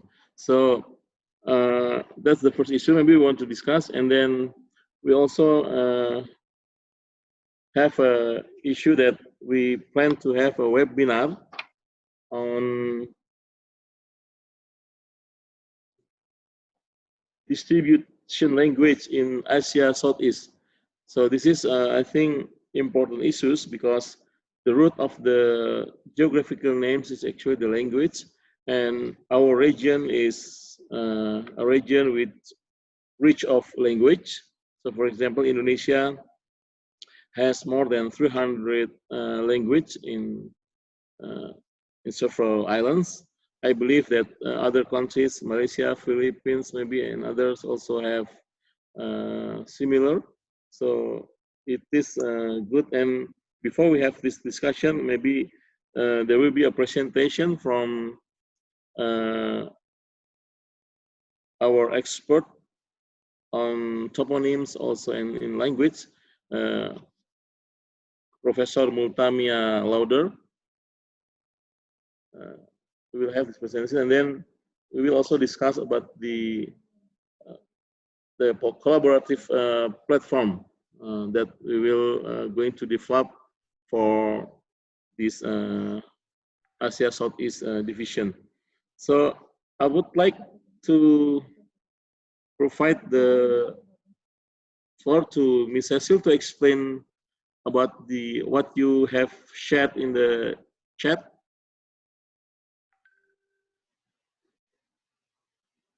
Okay, thank you very much for allowing me time to speak about what I shared in the chat. I do not know if members who are present here received a letter from Stefan Schweinfest a few months ago, where he invited member states of UNGEGN to review a draft strategic plan that was prepared by the Bureau of UNGEGN. And it is important that the Bureau seek the interventions from member states to share, to find out their thoughts, their feedback on what this strategic plan, because the strategic plan will provide the overall pathway in terms of what UNGEGN will do for the next 8 years. And it is important that member states contribute to the preparation of this plan. It is your opportunity to provide input into this plan. So we sent it out, and it was sent out for 3 months. The deadline was for submission was August. It was sent out in June, and we only This within year the or next South. year? August next year? It was sent out from June 2020. Oh, okay. And the deadline for submission was the 31st of August 2020. Oh. The exercise continues, and the information is on the UNGEGN website. We are currently looking at it, we meaning the Bureau, and so there is still an opportunity for member states to look at the strategic plan and to send in their comments. In addition, the process is a multi-step process, because based on the comments that we received from member states, it will be input in the strategic plan, and based on the strategic plan, then they will do a work plan. And the work plan now will identify all the various activities that UNGEGN will do over the next couple of years. So for example, for training and capacity building, we need to know what are the interests from member states. Do member states want to have activities regards to Romanization? Do member states want to have activities with regards to strengthening any form of standardization in their country? So this is an opportunity to have an exchange between countries to identify your needs, and in order to plan for the work that UNGEGN needs to do for the future. So that this is the importance of this exercise. And we're supposed to have this document in draft presented in May next year for review by the body overall. If you have any questions on this, you can send me an email and I will respond to you. So thank you very much. Okay. Thank you, Cecil, for the information. I think all of us already received the email from Stephen, but maybe forgotten. I don't know. So okay, thank you for reminding this. We will have a look again our email, and also I believe the member countries also, if they have some comment or review, they will send it to the specified email address. Thank you, Cecil. So I would like to move to the second issue regarding the proposal to say make a map of estimated distribution language in Asia Southeast. But before that, we would like to invite Professor Multamia Lauder to present regarding these issues. And maybe some of you already know Professor Mia. She attended the 6th divisional meeting in Philippines in 2019. Yeah, Professor Mia, the time is yours. Thank you. Hello, everyone. I hope everybody is still happy and healthy. So today I would like to report to you about our effort to complete the initial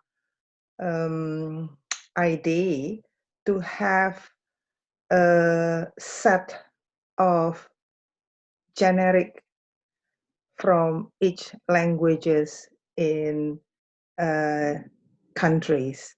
So can I have the presentation? Yes. Yes, please. Okay. So let's start. Okay. To start with, I just want to report it that the research on toponymy, especially at the university, we just started with the undergrad. It's just graduated this year. Her research is about the origins of beach names in Tanjung Sari District, Gunung Kidul Regency, Yogyakarta. And also, we have also graduated several master degrees in master degree programs. It's about a linguistic study toponymy names of Jabodetabek commuter train stations. It's quite complicated. It's from several languages, and also from in 2017 about semantic and pragmatic studies about revitalization of the names of the main street in Yogyakarta Palace, and also the meaning of village names in Cilacap Regency in relation to the area using Sundanese and Javanese languages.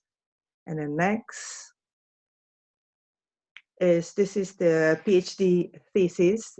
We already graduated one, and her dissertation is about toponym study of ports of the spice route of the north coast of Java Island in the 15th to the 19th century.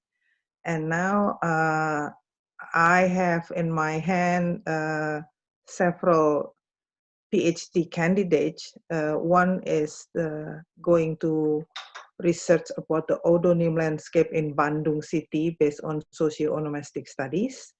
And the second one is tracing the existence of the Chinese community in Tangerang. And the third one is the Oronim Mountains in Bromo Tengger Semeru National Park area. And I think this is similar to what Brunei Darussalam did, because there is so many people doing hiking now. So we have to check and recheck again about all the namings there in the mountains. And then the last one, I hope this is going to have the exam at the end of this year, is hydronym in the names of villages and sub-district in Cirebon Regency. And then I need to add one thing before this, is that on the 18th of September, at the International Symposium in Seoul, Korea, there is a webinar. So BIG actually presented a paper about geographical name digitalization in Indonesia. This is mentioning about the product of BIG using the IT to conduct toponymy research. Yeah, next.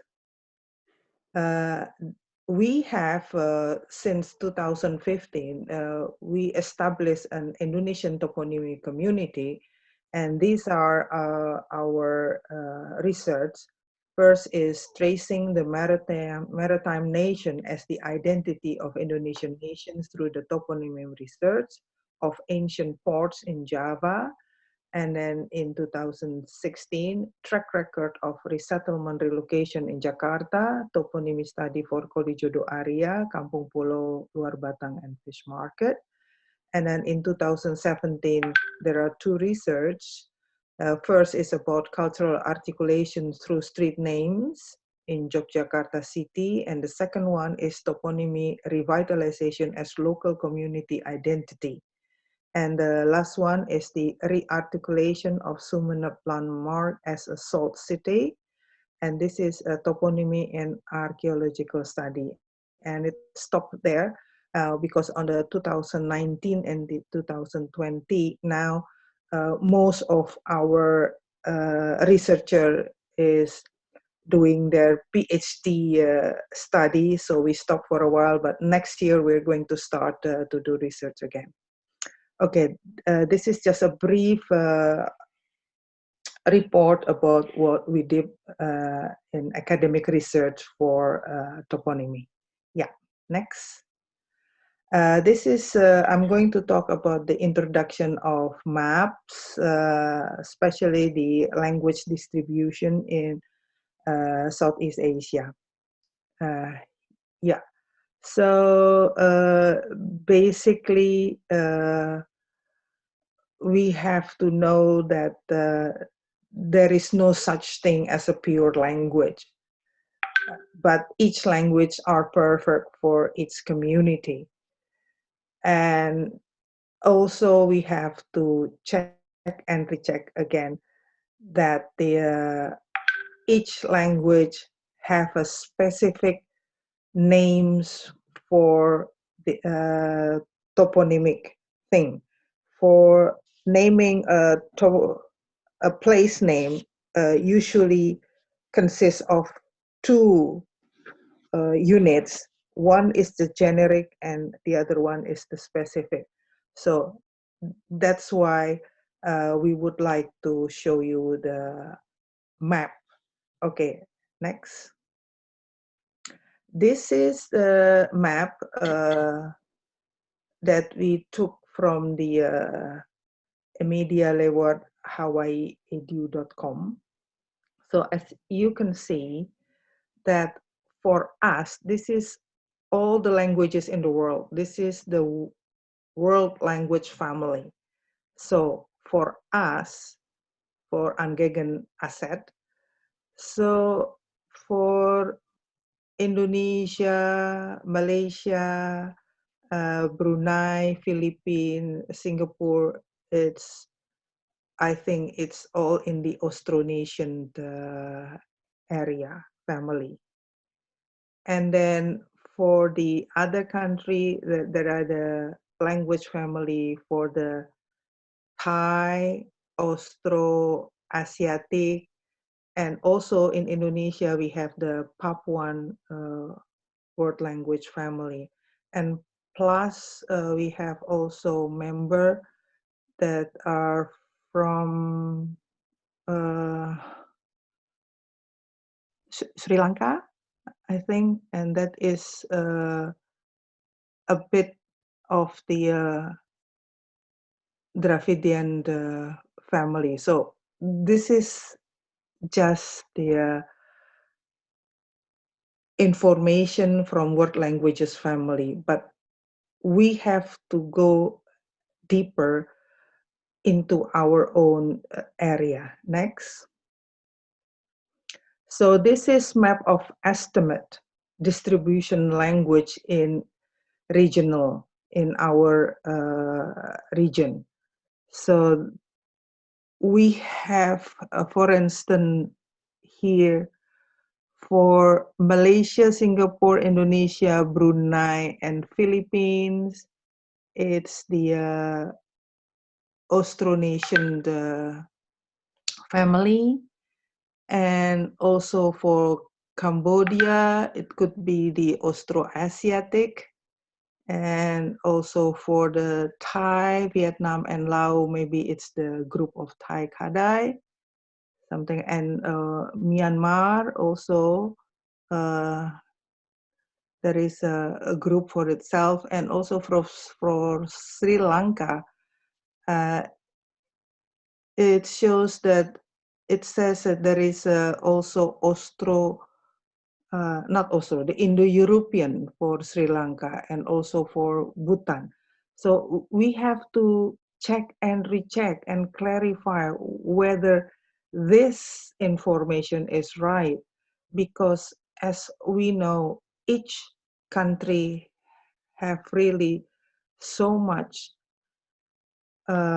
treasure, so many languages. So it should be stated by each country, because they're the one who know exactly. For instance, in Indonesia, I know exactly how many languages do we have. It's 718. We've done a research since the 1990s. Up to now is 218. So maybe there is going to be more, because we haven't got the time to go to every single village, but up to now it's 718. So what we need is to find the generic terms. For instance, for river, what is the generic terms in every language, and also the generic terms for mountain, for instance, or generic term for island. So I think the project is already started years ago to make this list of generic terms from every languages in each country.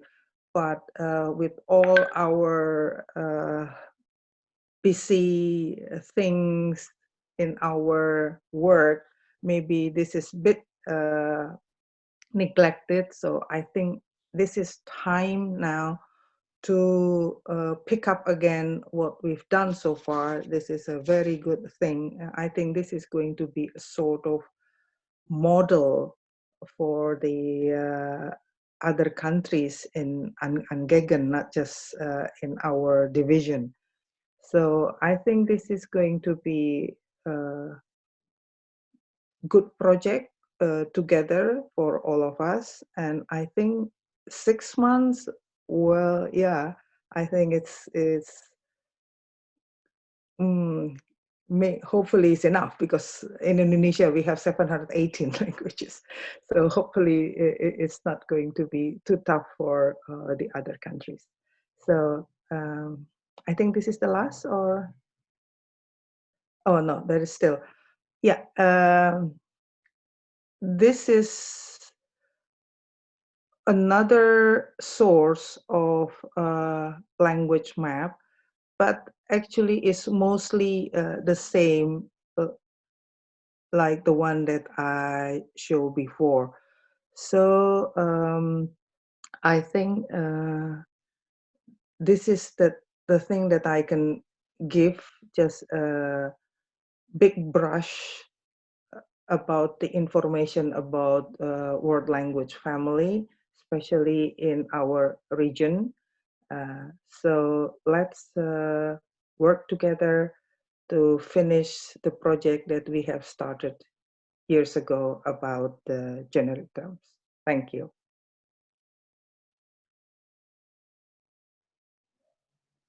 Thank you, Professor Mia. It is very interesting and excited learning language in the region. So it's a surprise that we have similarities, I think, between some countries regarding the language. So this is what Professor Mia explained is important if you want to say study about the generic terms of toponyms. I think we can support this, and for this purpose we also propose to conduct such kind of webinar. So each country will be invited to present the maybe estimated map of language within the countries. So I believe that even one country has one language, like Indonesia have one language, but in inside the country, maybe more language available. Indonesia maybe sometimes divided by only a river, it's already different the language.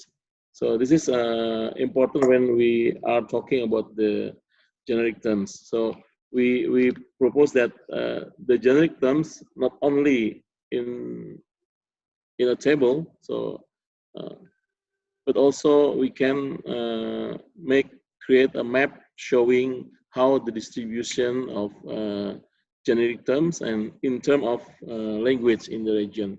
I think this is interesting. So we propose to have this webinar regarding the distribution of language. So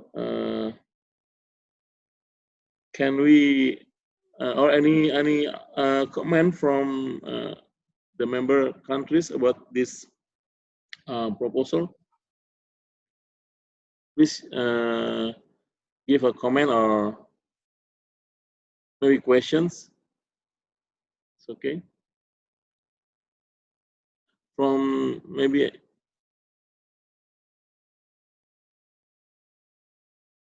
I will ask from Brunei. Is there any comment on this idea that we are going to other than Okay, thank you, Mr. Chairman. Perhaps it's a good exercise for us. Although our language is not as many as Indonesian, we have around 7, 8, perhaps. But Brunei is such a small country. Some of the people speak multi languages for us, so it'll be quite a challenge for us. So to identify exactly where those languages are spoken. It's really a good exercise. I support the idea, Chairman. Okay, thank you. From Laos, People Democratic Republic, is there any comment from this for this issue?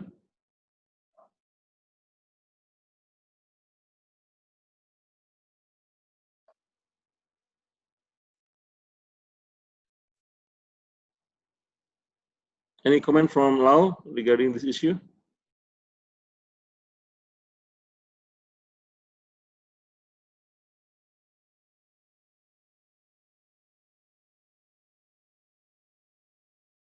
I hear no comment, but you can give a letter.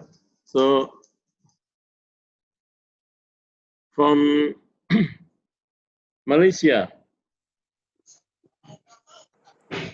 Thank you, Mr. Chairman. I think this is a good idea. I will support it. Thank you. From Malaysia. And then from Myanmar.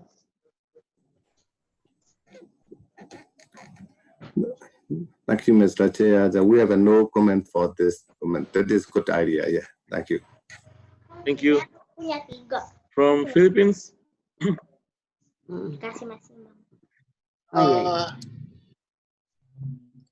I think this is more of an academic exercise, and we commend the effort of Professor Mia on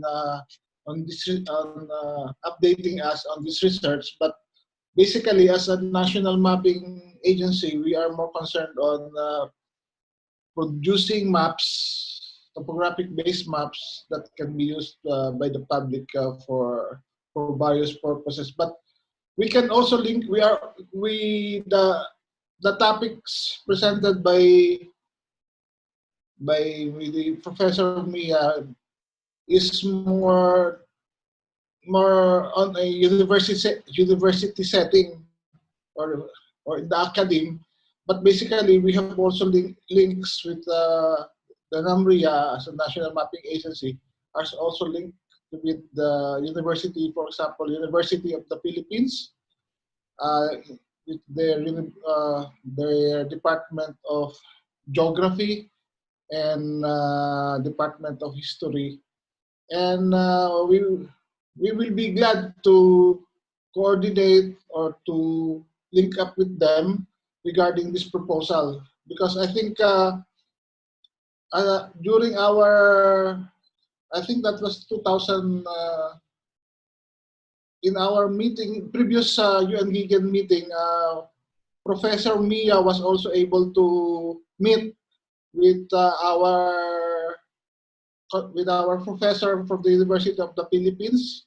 I think that was the UNGEGN in division meeting in Brunei, where we also included in the delegates one of the professors from the University of the Philippines. So hearing from Dr. Mia her presentation, I think it will be nice and wonderful to have this kind of topics in our UNGEGN conferences. So I think I will bring it up with the University of the Philippines for their discussion, and so that we can have something to start with regarding this issue on toponymic research. Thank you. Thank you. So I think yes, and thank you for providing us to the university that deal with this language. I think we will send you the letter regarding this, so we can communicate later. Yeah. So from Singapore, I have a follow-up question based on the comment that Director Belen made. He said the topic was more academic. And I see a little bit more. If I'm understanding what Professor Lawyer said, she said that we're interested in collecting names in different languages, but in particular, names of geographical names in different languages. And then I am saying, isn't there a place in everybody's gazetteer to register indigenous or names from different languages to be inclusive? So for example, if a tourist or somebody travels to a region where the name for a certain feature is used in a certain language, wouldn't it be good to have registered in your gazetteer the names, if not all your 200 names, but might be the most used names, that's like the first 5% of names that's heavily used, and these features would be registered in your gazetteer and become part of your gazetteer collection. So it moves out of merely an academic work, but to become a part of your service or product that you provide and maintain. Thank you very much. A comment. thank you, Cecil. We will note that.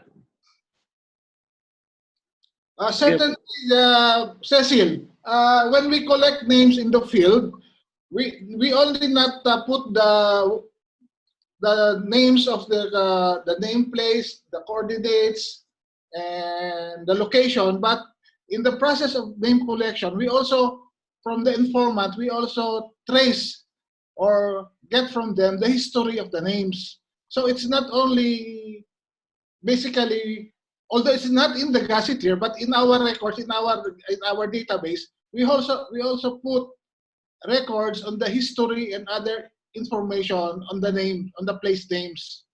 So basically, what I'm just saying is that for a more deeper study on the history and the origins of the names, I think it's more of an academic exercise. But for us, National Mapping Agency, we will just be focused on the basic research.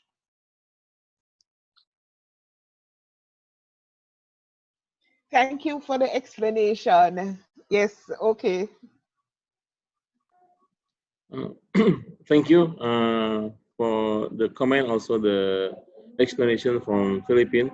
So since we have other prayer times here, can we mute say about 1 or 2 minutes until the adhan or prayer time finish?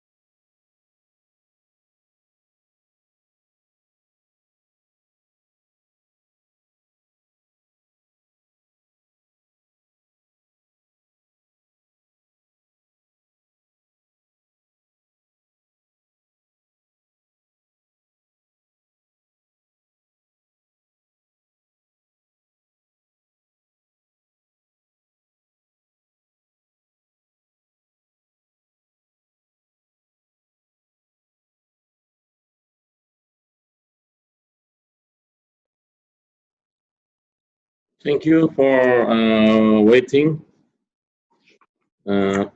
We can now continue our next issues. So regarding the webinar and the creation of the map of the distribution of language, I think most of the, we haven't heard from Singapore.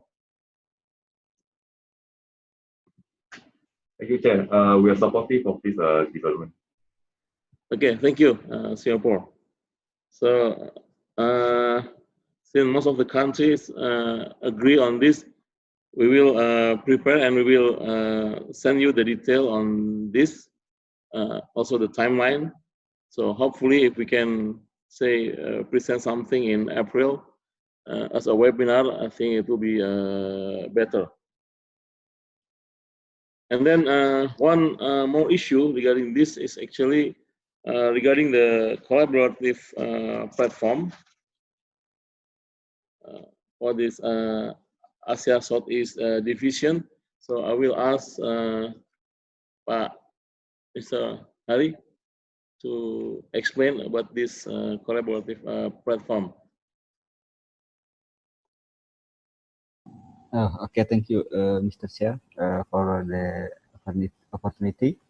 I will explain in brief about a collaborative platform that we are planning to build in. Okay, we are planning to build in BIG or for ASE Division. So next, maybe the idea is we will provide some platform that anyone or any members of ASE country can contribute their spatial data to this platform.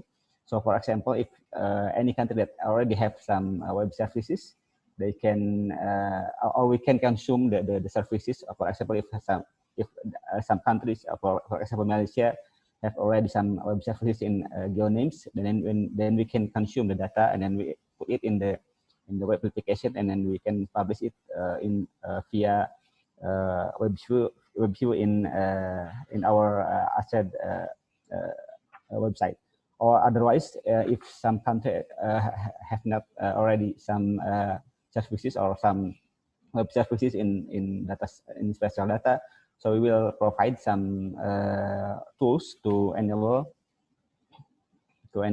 the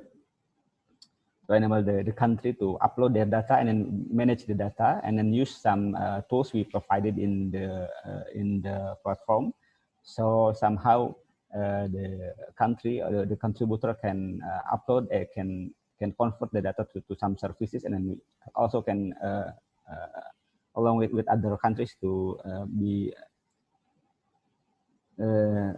presented in the web view in our website. Next slide, I think is more easier to understand. So this is this is the more easier diagram to easy to understand. So every members can contribute via web services or GIS publisher, or we can use also some upload or manage file using some web application, and then we store it in the database using some database application. But for the public, we publish it via website, so people or anyone in the world can access this our regional map, for example, or in the future if we already have some language distribution map in the platform. Or for example, we also can provide some generic terms that can be accessed in this website.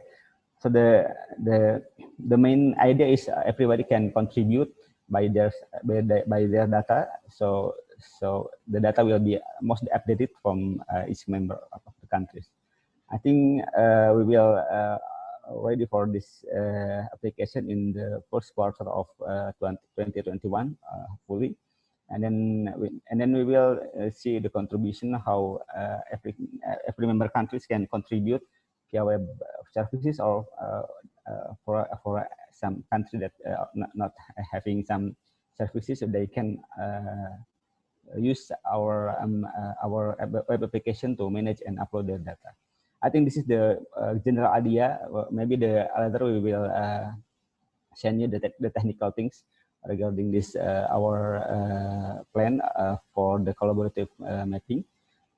So I think that's all, Mr. Chair. I hope everybody can contribute in the future for using this web application for collaboration. Thank you.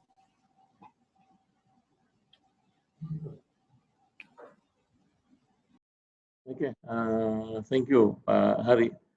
So the basic idea of this platform is actually that each member country still own and manage their own data. So, but for those who does not have any application, but I believe all of you have the web service for this. You still can have the data and publish your data in your site. But if you prefer to use centralized, we will provide the cloud-based infrastructure for sharing this data. But the main idea is that we have the toponym database in the region and can be accessed by any other parties who require the data. I think we will send the technical details by email to you for comments and maybe approval. And if you agree, I think we don't have to discuss more detail on this because it's too technical. What we'll do is we'll send the technical details and design and the requirement for this application to all of you. So you may comment and review and also provide input on this concept. Singapore, you have a question? Yes, you raise hand up. Please. Thank you, Parish. Just a clarification. Now, when you have this interactive database, now before all the countries update their map, would the public be allowed to access and look at the database when it's not completed yet? So make sure that the public cannot look into the database, the interactive database, when the map is not fully approved by the ASED division. Thank you. Thank you, Mr. Kapeng. So I think the rules is still the same as you mentioned before, that we will not publish to any others before approved by all member countries. So this database will only be accessible to member countries, updated and everything. Then when we're ready, then and approved by all member countries, we will publish to public, I think. So I think we will keep that in mind, that no publicity without approval from member countries. Okay, thank you. And then just to remind you, we close to the end of this meeting. Just to remind you that in the chat column, in the chat list, you will find the link address for the present list. So please fill in this list. You just click the link. It is http toponym.id/attendance. So this is the attendance list. This is important for us to also update our contact information, because in our database, some of you may have retired, and we have difficulty to contact you. And if you have the newest list of contact, I think we can contact you easily. So please fill in this attendance list with the complete email address for further communication. So before we move to the next agenda, so I would like to ask you again whether is there any other matters that you want to discuss from all of you?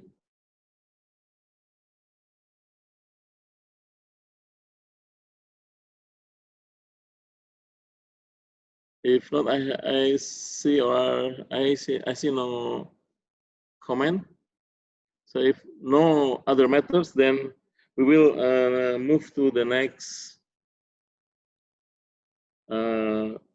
agenda, which is the proposed resolution. So our team in the Secretariat already prepared the proposed resolution. You may add or delete some of this proposed resolution. Please continue. Next.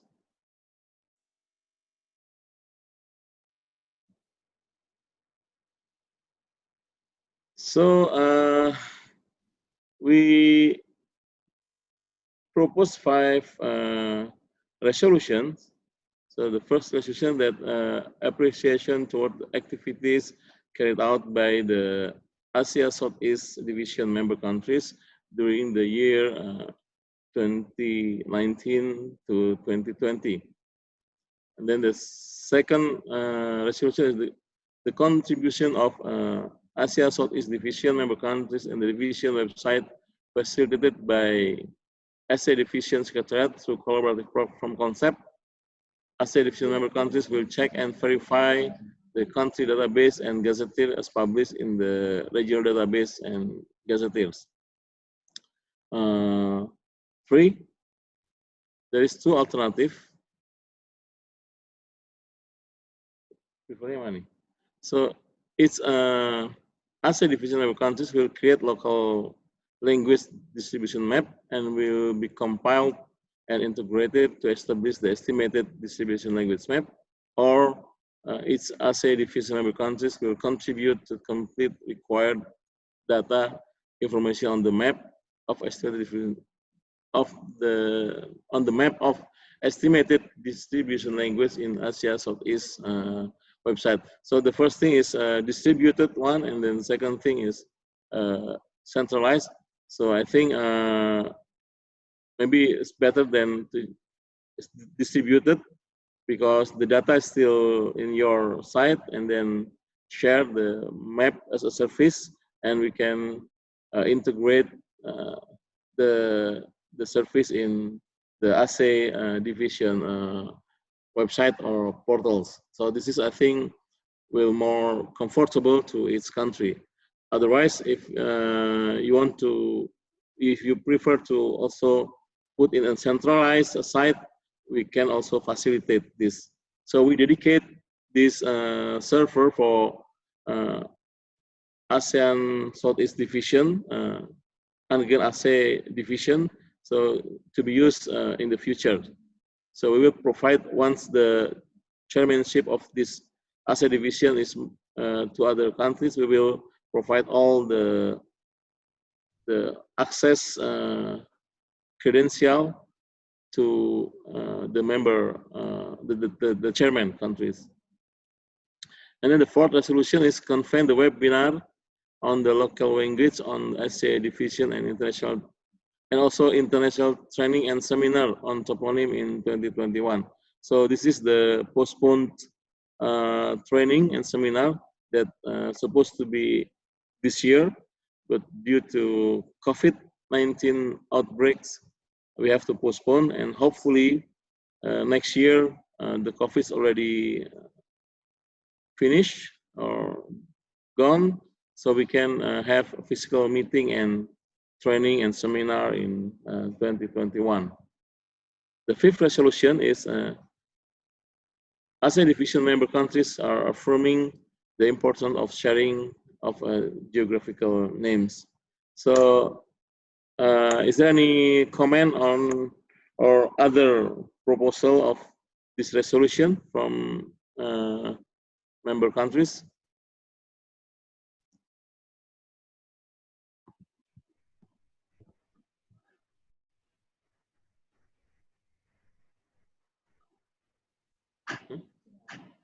Singapore, yeah, okay, please. Thank you, thank you. Arif, yes. We would like to insert just now what I've said into the minutes? Yes. Okay. I'll narrate it very slowly so that your guys can key into the minutes. Okay. All right. Okay, please. Okay. Singapore and Vietnam proposed. Singapore. And the chairman and the meeting agreed. Proposed. And the chairman and the meeting agreed that no updated regional map should be published until it has been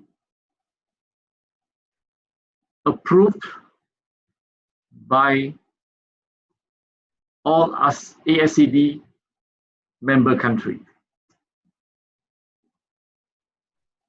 By all ASED member countries. Thank you.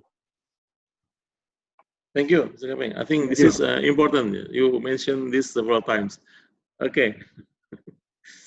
Pak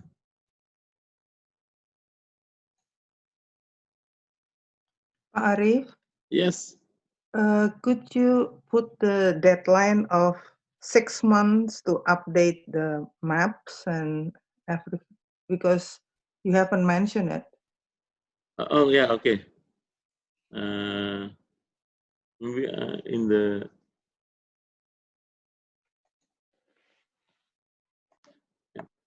member countries should submit or update the maps by April. Yeah, updated map. Yeah, updated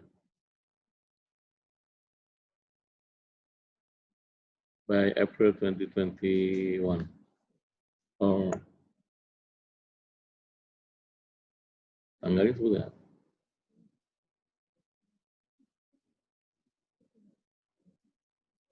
So all member countries shall submit the regional map updated regional map. Sorry, updated regional map by end of April 2021.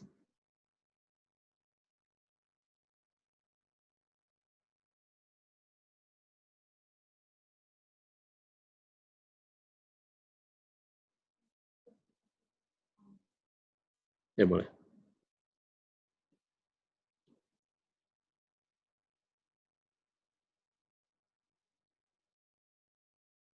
Baik. Oh. Baik atau ya. Baik. Kalau baik kan paling.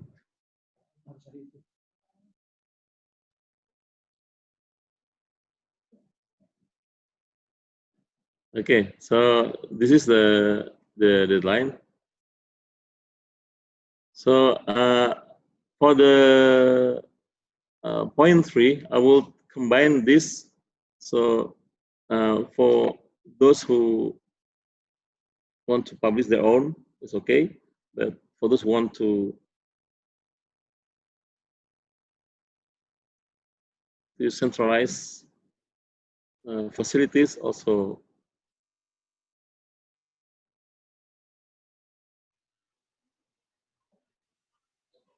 May I make an intervention? I know Yes, please. From Cecil. Yeah, yes. okay, Cecil, please. Would it be possible, I know I'm not a member state, yeah, to have a resolution that says encourages member states to support the Bureau in the preparation of, or to encourage member states to participate in the consultation exercise regarding the preparation of the draft strategic plan and the program of work. So it's like a mandate that says you're encouraged to support this exercise. Thank you very much. Thank you, Cecil. So there is a proposal from the Secretariat to add one resolution that the asset member countries, is encouraged to participate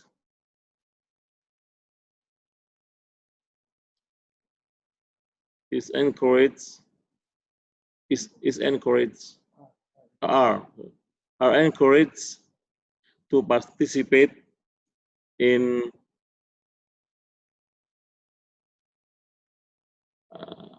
what is it? In examining the strategic plan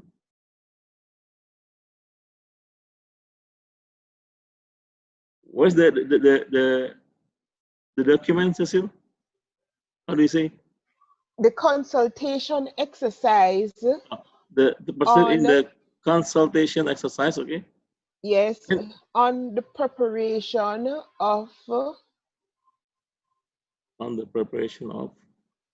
The draft, because remember it's draft. UNGEGN strategic plan. UNGEGN strategic plan. And the program of work. And the program of work. And I guess if you wish, you could say to be presented at the second UNGEGN session. That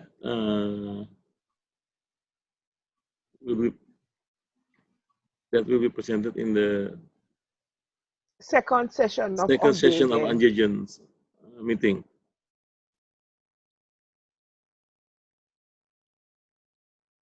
Second session of UNGEGN meeting. Thank you very much, Mr. Chair. Thank you, Cecil.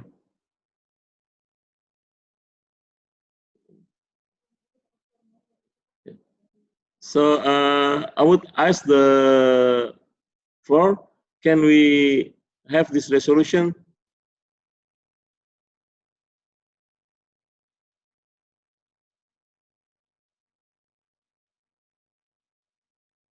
I see no objection. If you have any objection, I think this is good for us also. I have seen no objection or comment. So I'm sorry, Pak Arif. I think we should make a clear statement on number 3 because there is still alternative 1, alternative 2. I think we better make that clear for all of us. Thank you. Thank you, thank you. So let me. Nggak beda. Beda.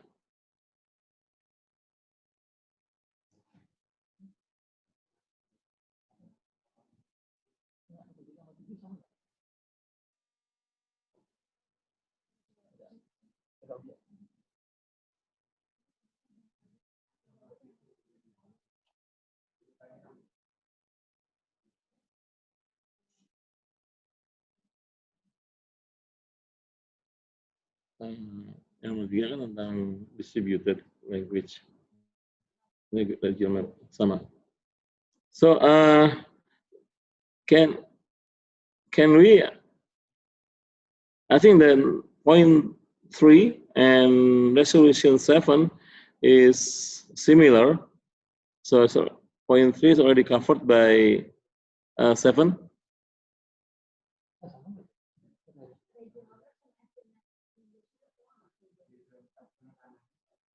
Yeah.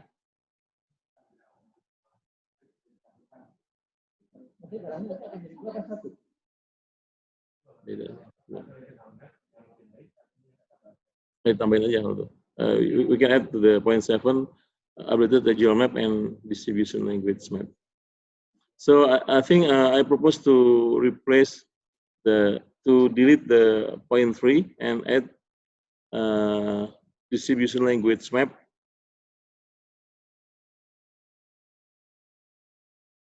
on point 7.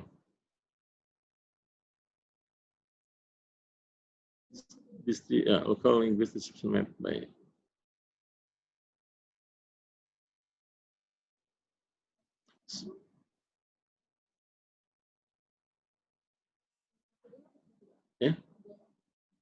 itu estimated distribution local language in member countries.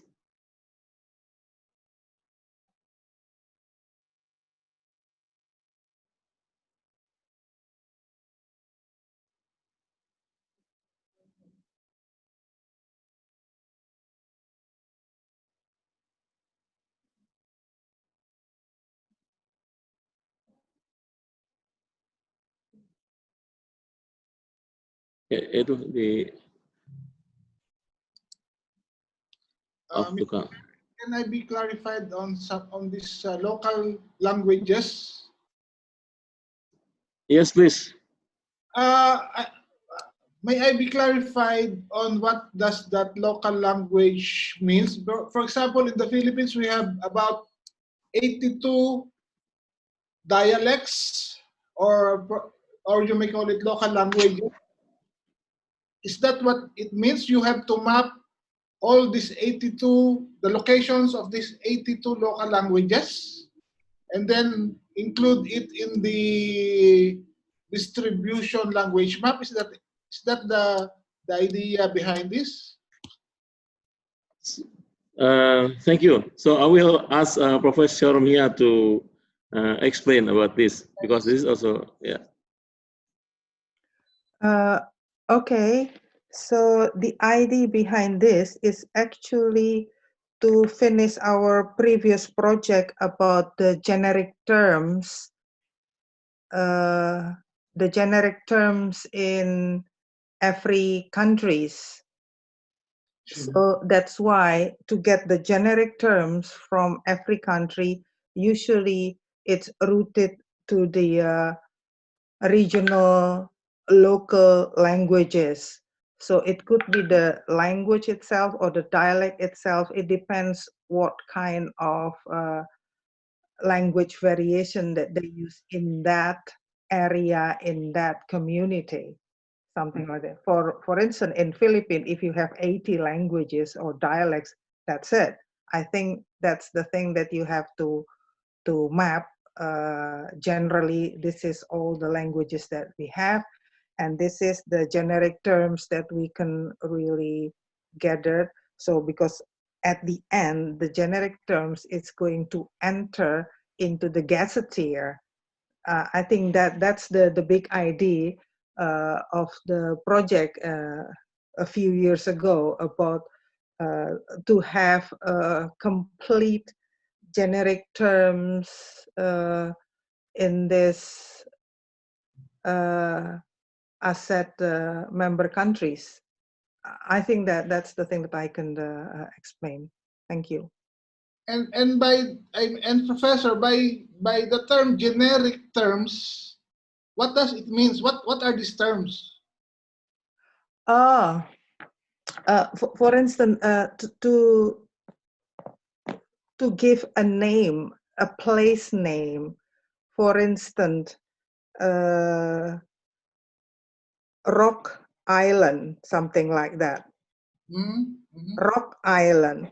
So in my language, it's going to be Pulau Batu. Batu is rock. Pulau is island.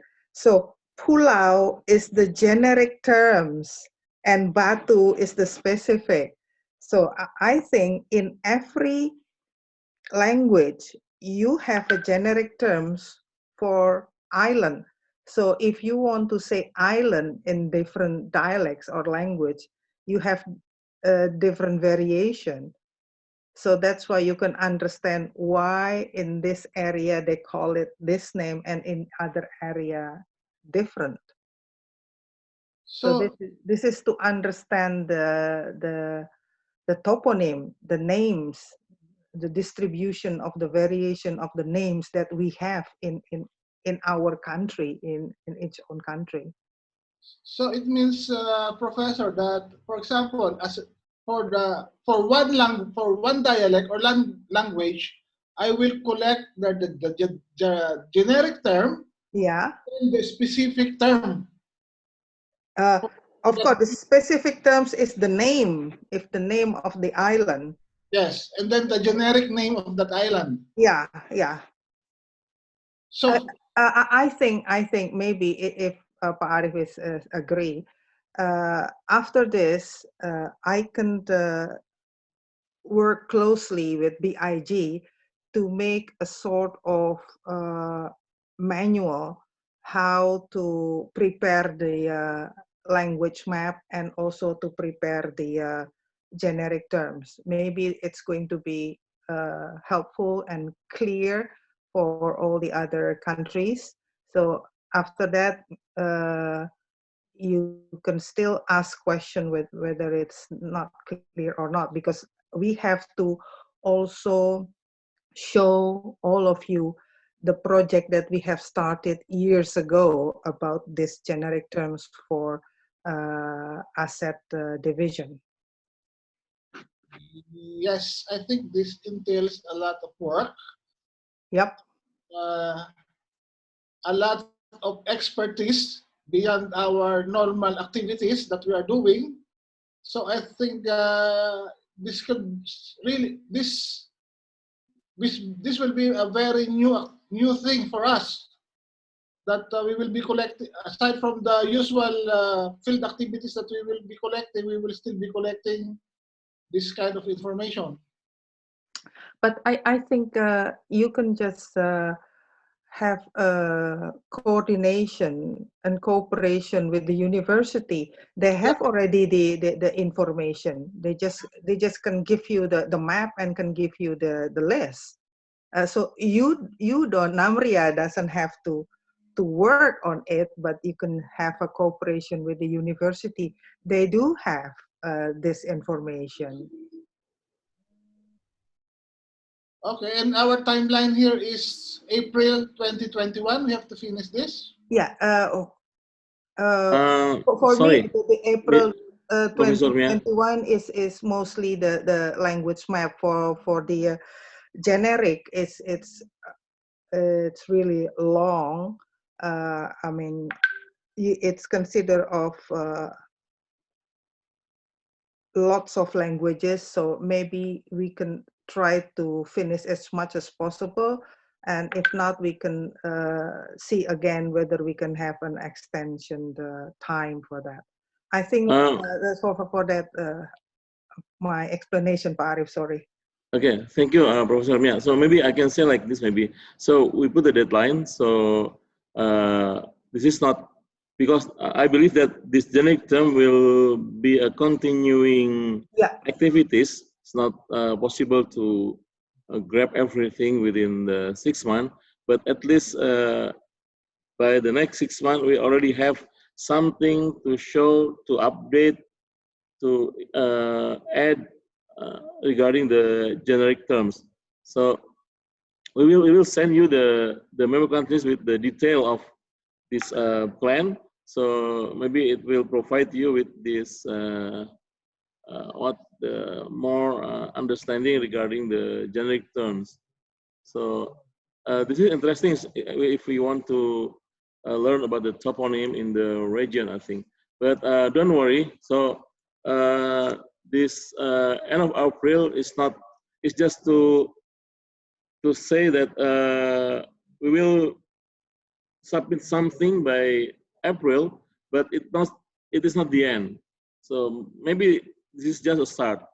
So in April, maybe we can also conduct a webinar regarding this issue. So can you zoom in? So this is an example of generic term. So from left.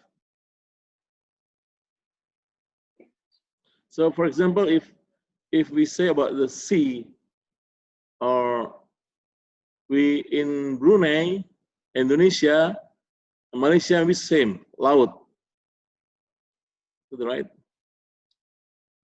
But in Philippines, correct me if I'm wrong, it's say bundok for sea, maybe.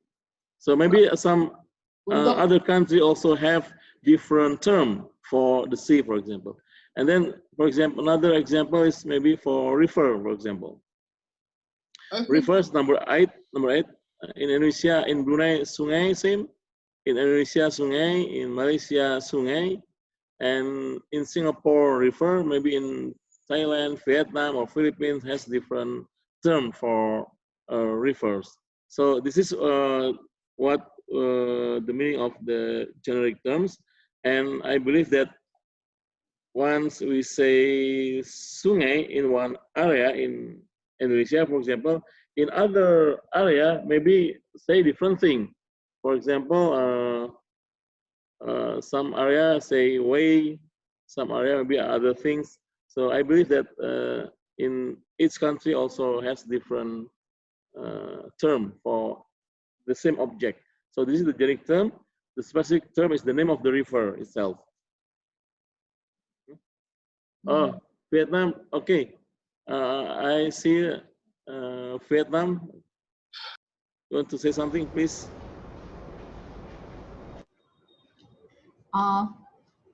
Yes, I would like to change some content in the resolution related to the update the regional. Can you come back the Yes. resolution? Yes, I would like to change all member countries to submit the updated regional map and generic term by the end of April to 2021.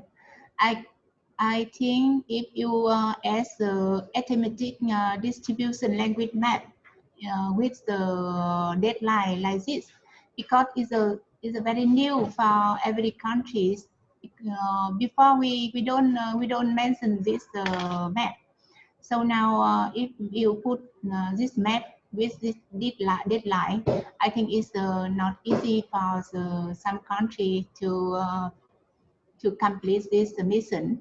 So I mentioned you can put another center, the ASEAN UNGEGN ASEAN encourage on member countries to build the estimated distribution language map, not put the deadline for this mission.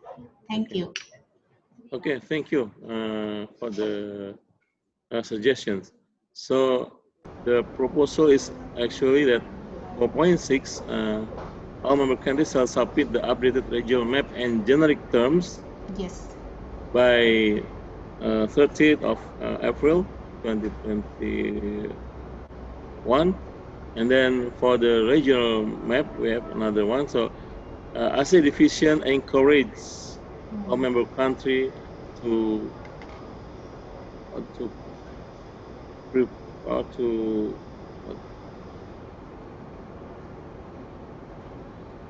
not submit, but to cooperate in creating the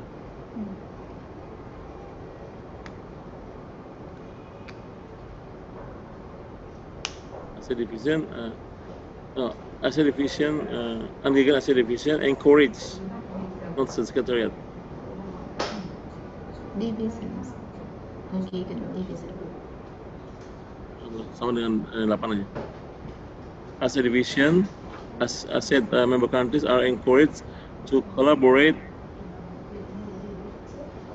on creating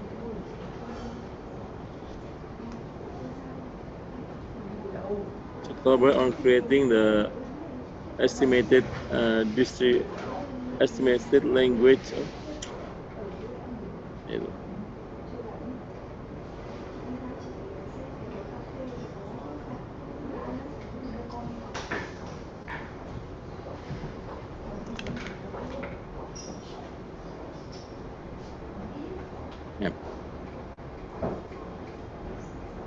So we don't put any deadline here. So I think since this is the start for most of us, but this is important issues, then we will not put the deadline for this, but at least we will collaborate to create the estimated distribution language map.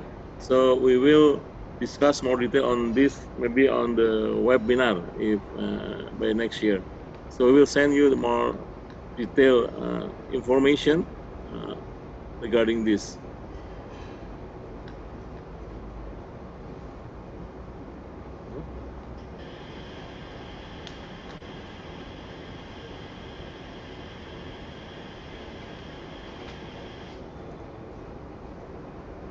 Okay. Okay, is any other suggestion or comment or correction regarding this resolution?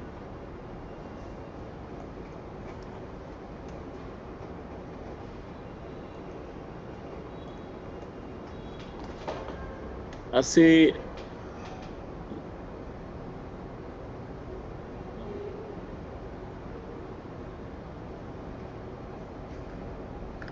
Okay.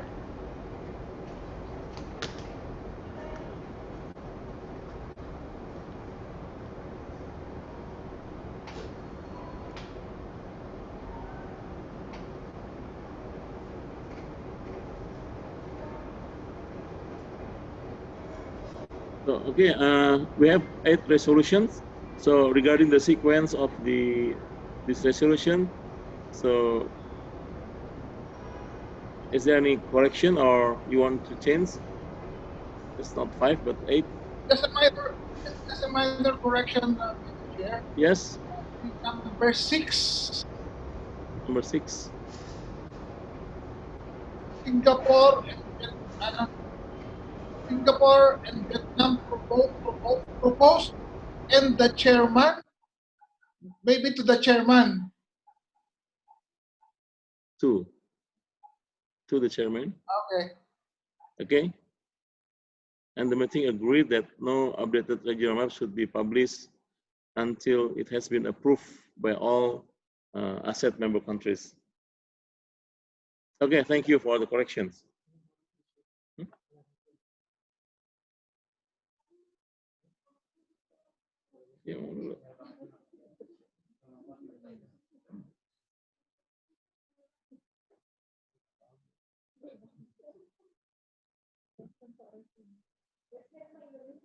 Okay.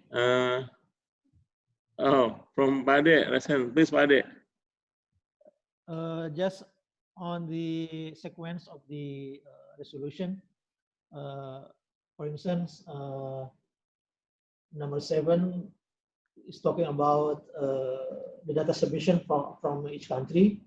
I think it should be before number 6, because number 6 is the authorization or the permission needed for us to publish the submitted data or the submitted map.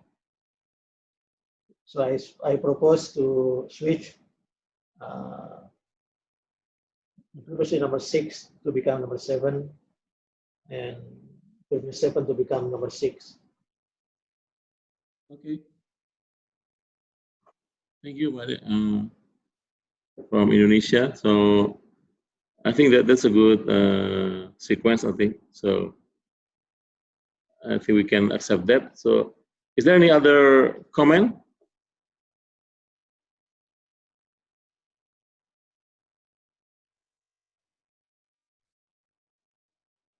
So if not, then we will stick to these 8 resolutions. I will read from the first one.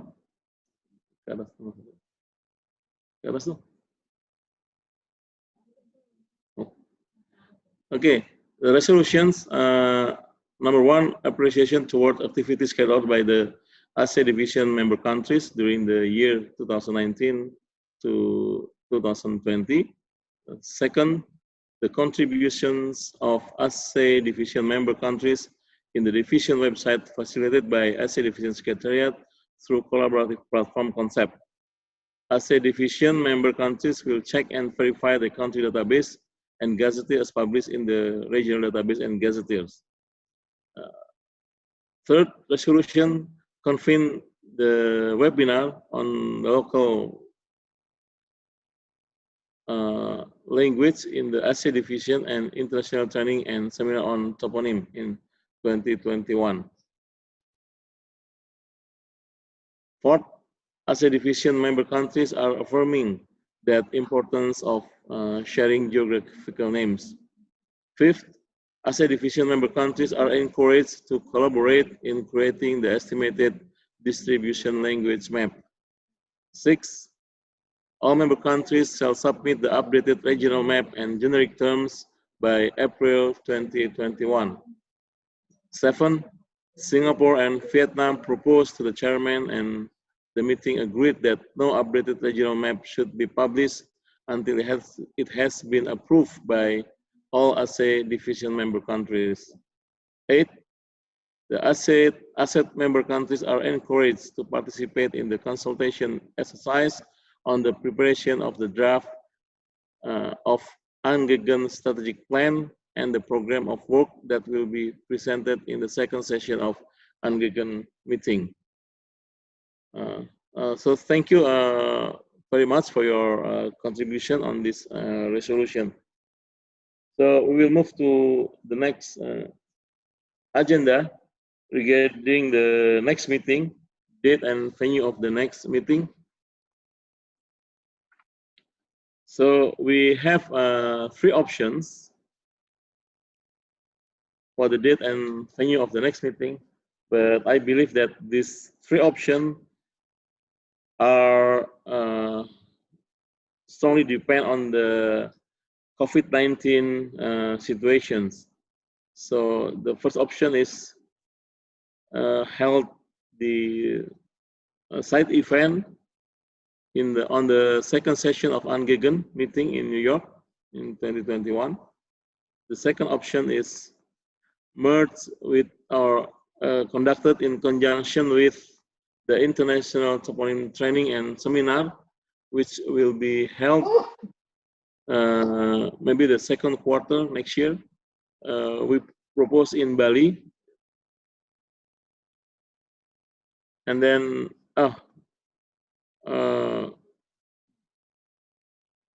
Bali or Jogja, because in the last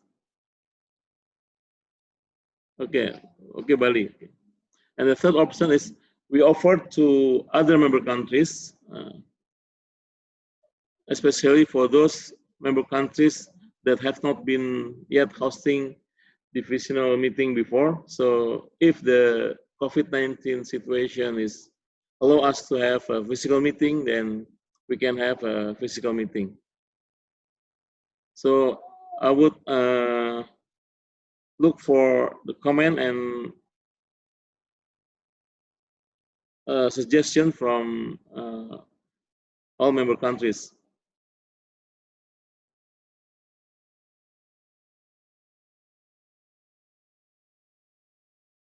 Any suggestions?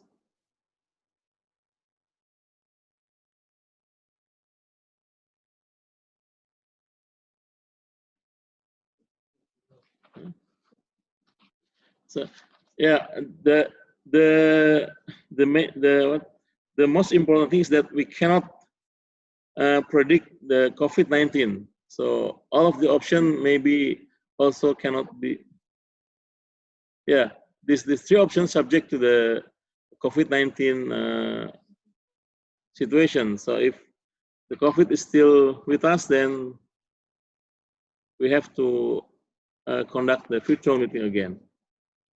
So I will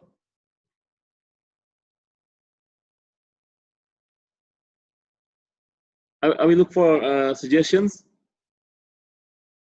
or let these 3 options open, and we decided maybe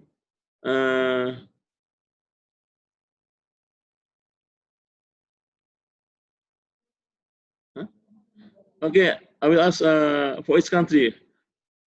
From Brunei, what's your suggestions? For Brunei, like you said, Mr. Chairman, will be there will be travel restriction even for Brunei. We expect that next year still we have that restriction. But anyway, we will just be ready. So all those three options, we are agreed. We are open to any three options. We agree. Any of those should be okay for us. Okay, thank you.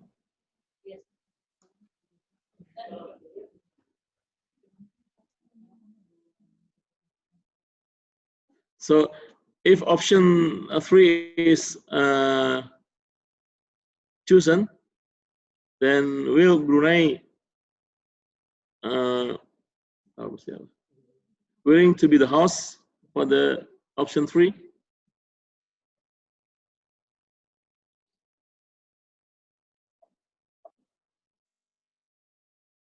Uh, 5 years ago. Oh, We hold one in Brunei. So I will prefer if, like we said, countries that have not host the meeting, we should give the priority to those countries first. Okay, thank you. So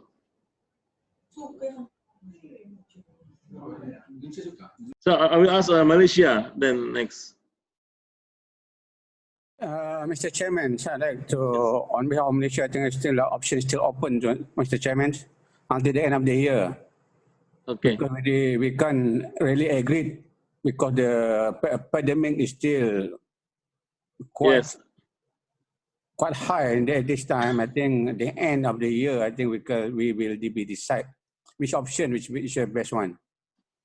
Okay, thank you, Malaysia. So I think Malaysia is still open to these three. So I will ask the Lao maybe. Lao People Democratic Republic.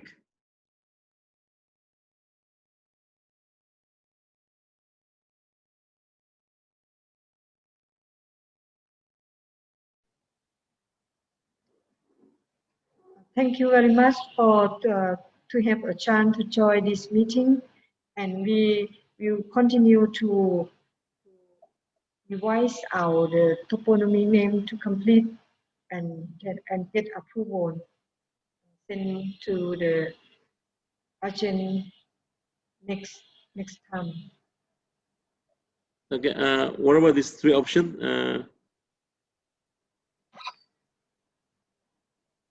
Option, we still have experience to be a host, and maybe Okay. next time. Okay, thank you. Okay, thank you. So I will ask now to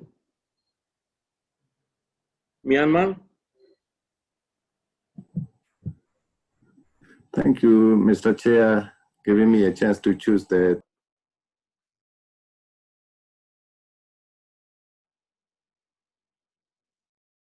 You has been muted.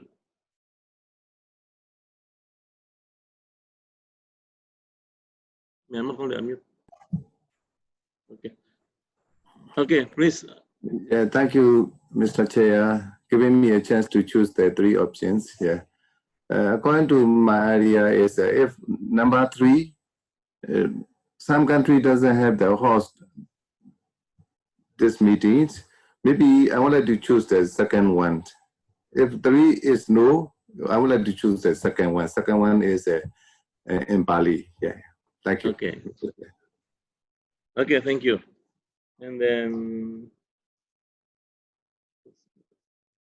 Philippines.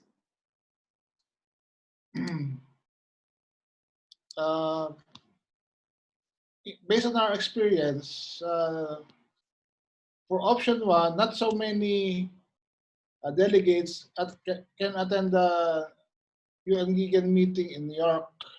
So based on our experience, when we attended the session in New York, only about 5 or 4 member countries were able to attend when we made it as a side event of the UNGEGN conference. And then I think option 3, with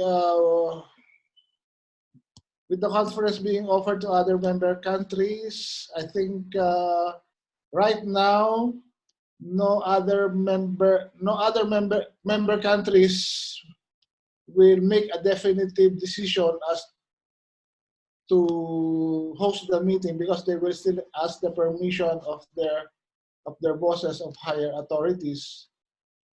Regarding option 2, because it's our usual practice before that when we conduct the UNGEGN conference, we also do it simultaneously with a training or seminar. So to maximize the conference output, we also do international training on toponymy, like what we have done in Manila, in the Philippines, yes, and other. I don't remember the other conferences we had in Bali, I think, before. So I'm and they have more output, or they can have better excuses to attend the conference than just attend a 4-hour conference where they will have to travel without having with only attending a conference. There is more output here if we will do it with a training component. So I think I'm more agreeable to option number 2. Okay, thank you, Philippines. And then Philippines choose option number 2. And then Singapore, you have some comments on this?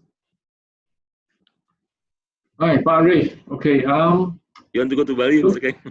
Looking at the 3 options, now I do tend to agree with Philippines. Now, if the ASED meeting is held in New York, then some of the ASED country may not attend because of the distance. Yes. And also partly, mainly it's the distance and the time. So, and cost as well. So, preferably it should be held within the ASED region. So all the countries, 12 countries more countries will participate. So we can rule out option number 1. So option number 3, of course, to do that, you need to get endorsement from people at the top. So that's not done yet. Now, so it goes back to option number 2. So of course, you hold it together with international training that will encourage the ASED member country to attend the meeting as well and to attend the training. So you cling to what you want to. So I agree. I mean, also help to increase the economy of Bali. So we don't mind holding in Bali, actually. Thank you. Okay, thank you, Singapore. So we offer this.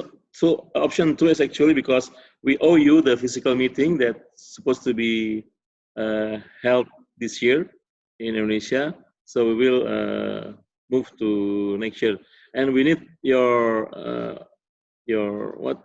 the decision on this, because we have to propose the budget also to the government based on this need of meeting maybe. So if you propose still have the meeting in Indonesia, in Bali, or some other place, then I think this is important for us as a support that we need this budget for conducting this meeting. And then, okay, from Vietnam.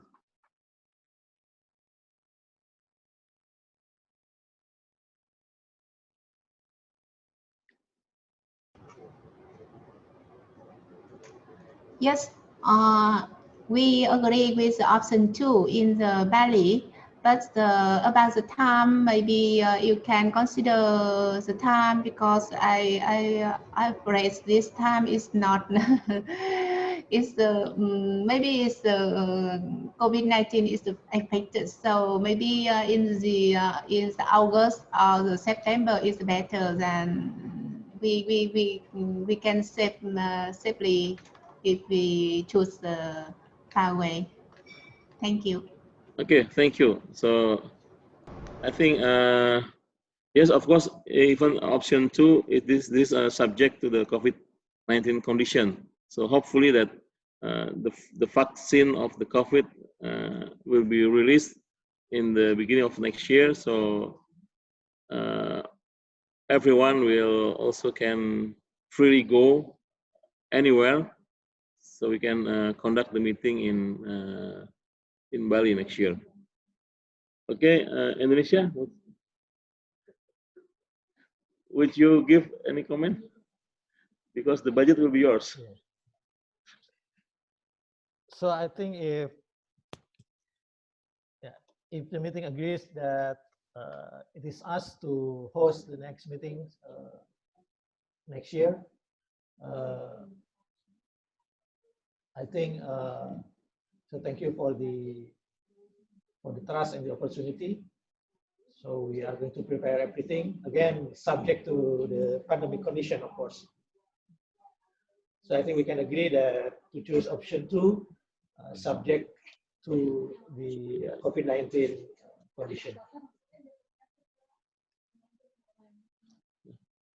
Thank you, Pak Ade. So why we need Pak Ade to say, because he has to propose the budget to the government. So by the way, that this 3 option or option 2 will be conducted subject to the COVID situations. And if the COVID situation does not allow us to have physical meetings, then maybe we will have another virtual meeting for this and postpone the physical meeting to the next year, the following year, not next year. So I think everybody will agree on this, because this COVID situation. Let's pray that the COVID outbreak will be gone by next year. Okay, thank you for this. So we come to the end of the meeting. So our secretariat team has prepared the minutes of meeting. So we would like to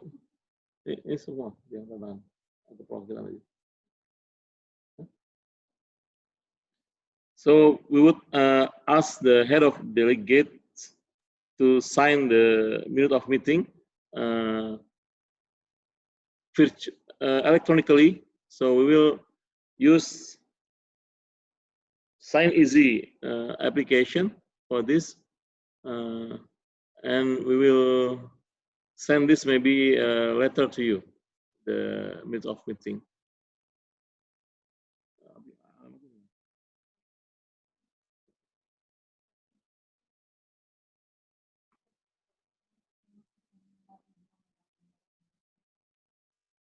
So please confirm that the head of delegation that who will sign the minutes of meeting will be myself, Muhammad Arif Shafi'i, as the chairman of this division, and then from representative from Brunei Darussalam will be represented by Haji Arifin bin Haji Jaya, and then from Indonesia will be represented by Ade Komara Mulyana, and then from Lao People Democratic Republics will be signed by Amala Chance. I'm sorry if I got wrong pronunciations. And then from Malaysia will be signed by Datuk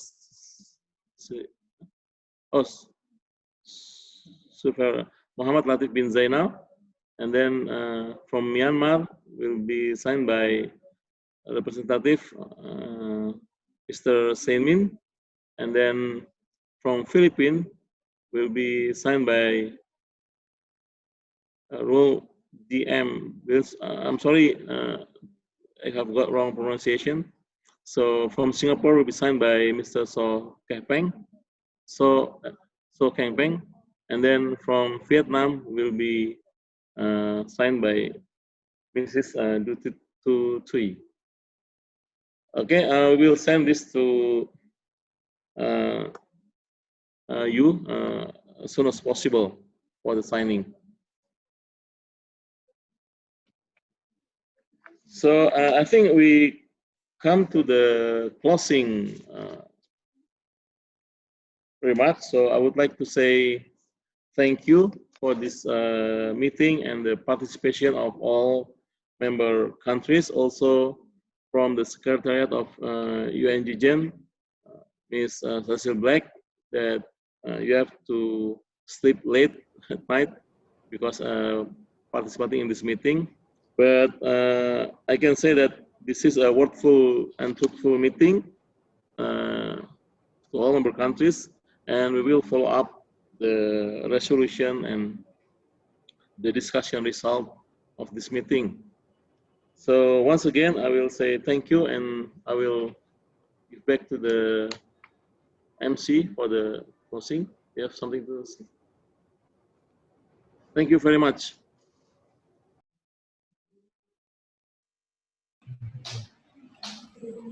Thank you, Chair. Honored delegates, well, the Secretary prepares the minute of meeting.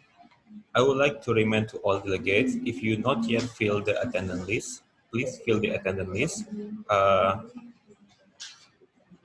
because the minute of meeting will send to you by email. The link to fill attendance list already posted on the chat room and also appear on your screen. To sign the minute of meeting, we use third-party application called Sign Easy. Right now, this Asset Secretariat will play the video on how to use Sign Easy application. Please pay attention.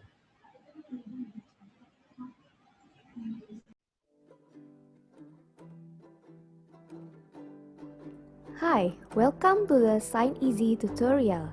In this tutorial, you will learn how to sign a document with an electronic signature. First of all, you should use a computer or laptop to make it easier for you to access this application. You will get an email from us for signing the document. Please open the email and slide it down until you see the blue button, Review and Sign. Click on the button and then it will appear a window like this. Next, click on the checkbox and click Continue to display the document.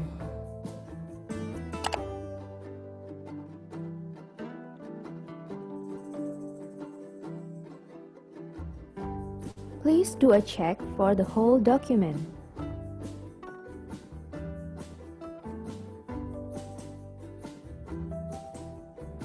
After that, please go to the first page and find your name. Then, click the signature menu at the top left. Put it to the right of your name or in your signature place. Then a signature window will appear like this. Select the Draw tab to create a signature. Please put your signature on it.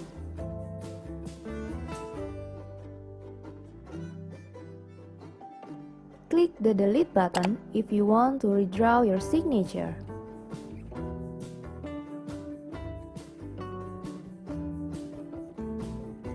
After getting a fairly suitable signature, please click on the Use button to attach it.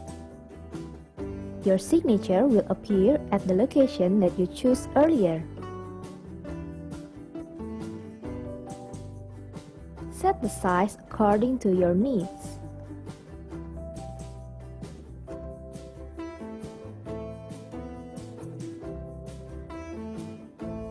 Next, click on the Finish button on the top right side to finish your signing.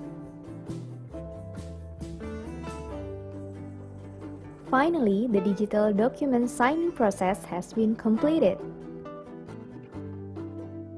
Good luck and see you again in another tutorial. Thank you.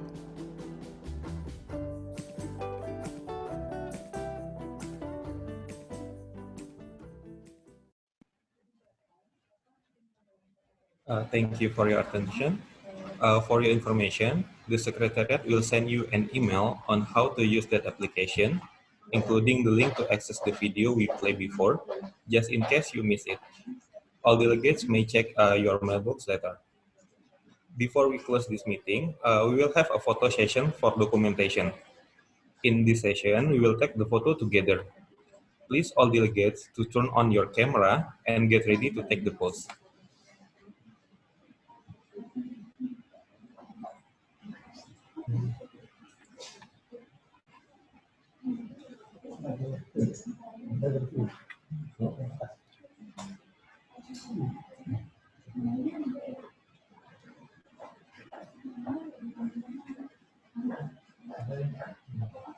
Oke. Nanti dari sekretariat yang ini screenshot snipping. Oke. Dari sekretariat tadi, Mbak Arifah. Okay. There are two or three. There are 2 pages, so we will take the picture 2 times. Please be prepared and give your best smile. 1, 2, 3. Okay, for the second page, be prepared.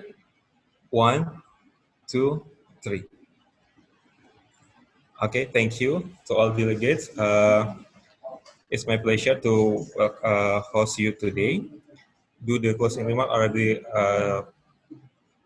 already said by the chair, so this meeting are already finished. Thank you so much for your coming today. Keep healthy, and let's hope the pandemic will be finished so we could have the meeting for physical meeting next year. Thank you so much. Thank you, everybody. Stay safe and healthy.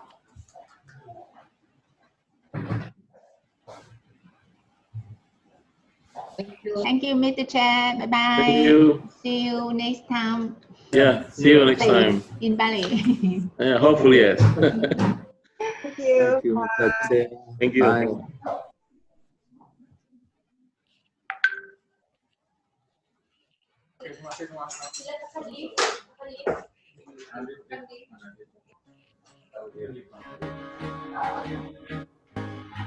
Silakan.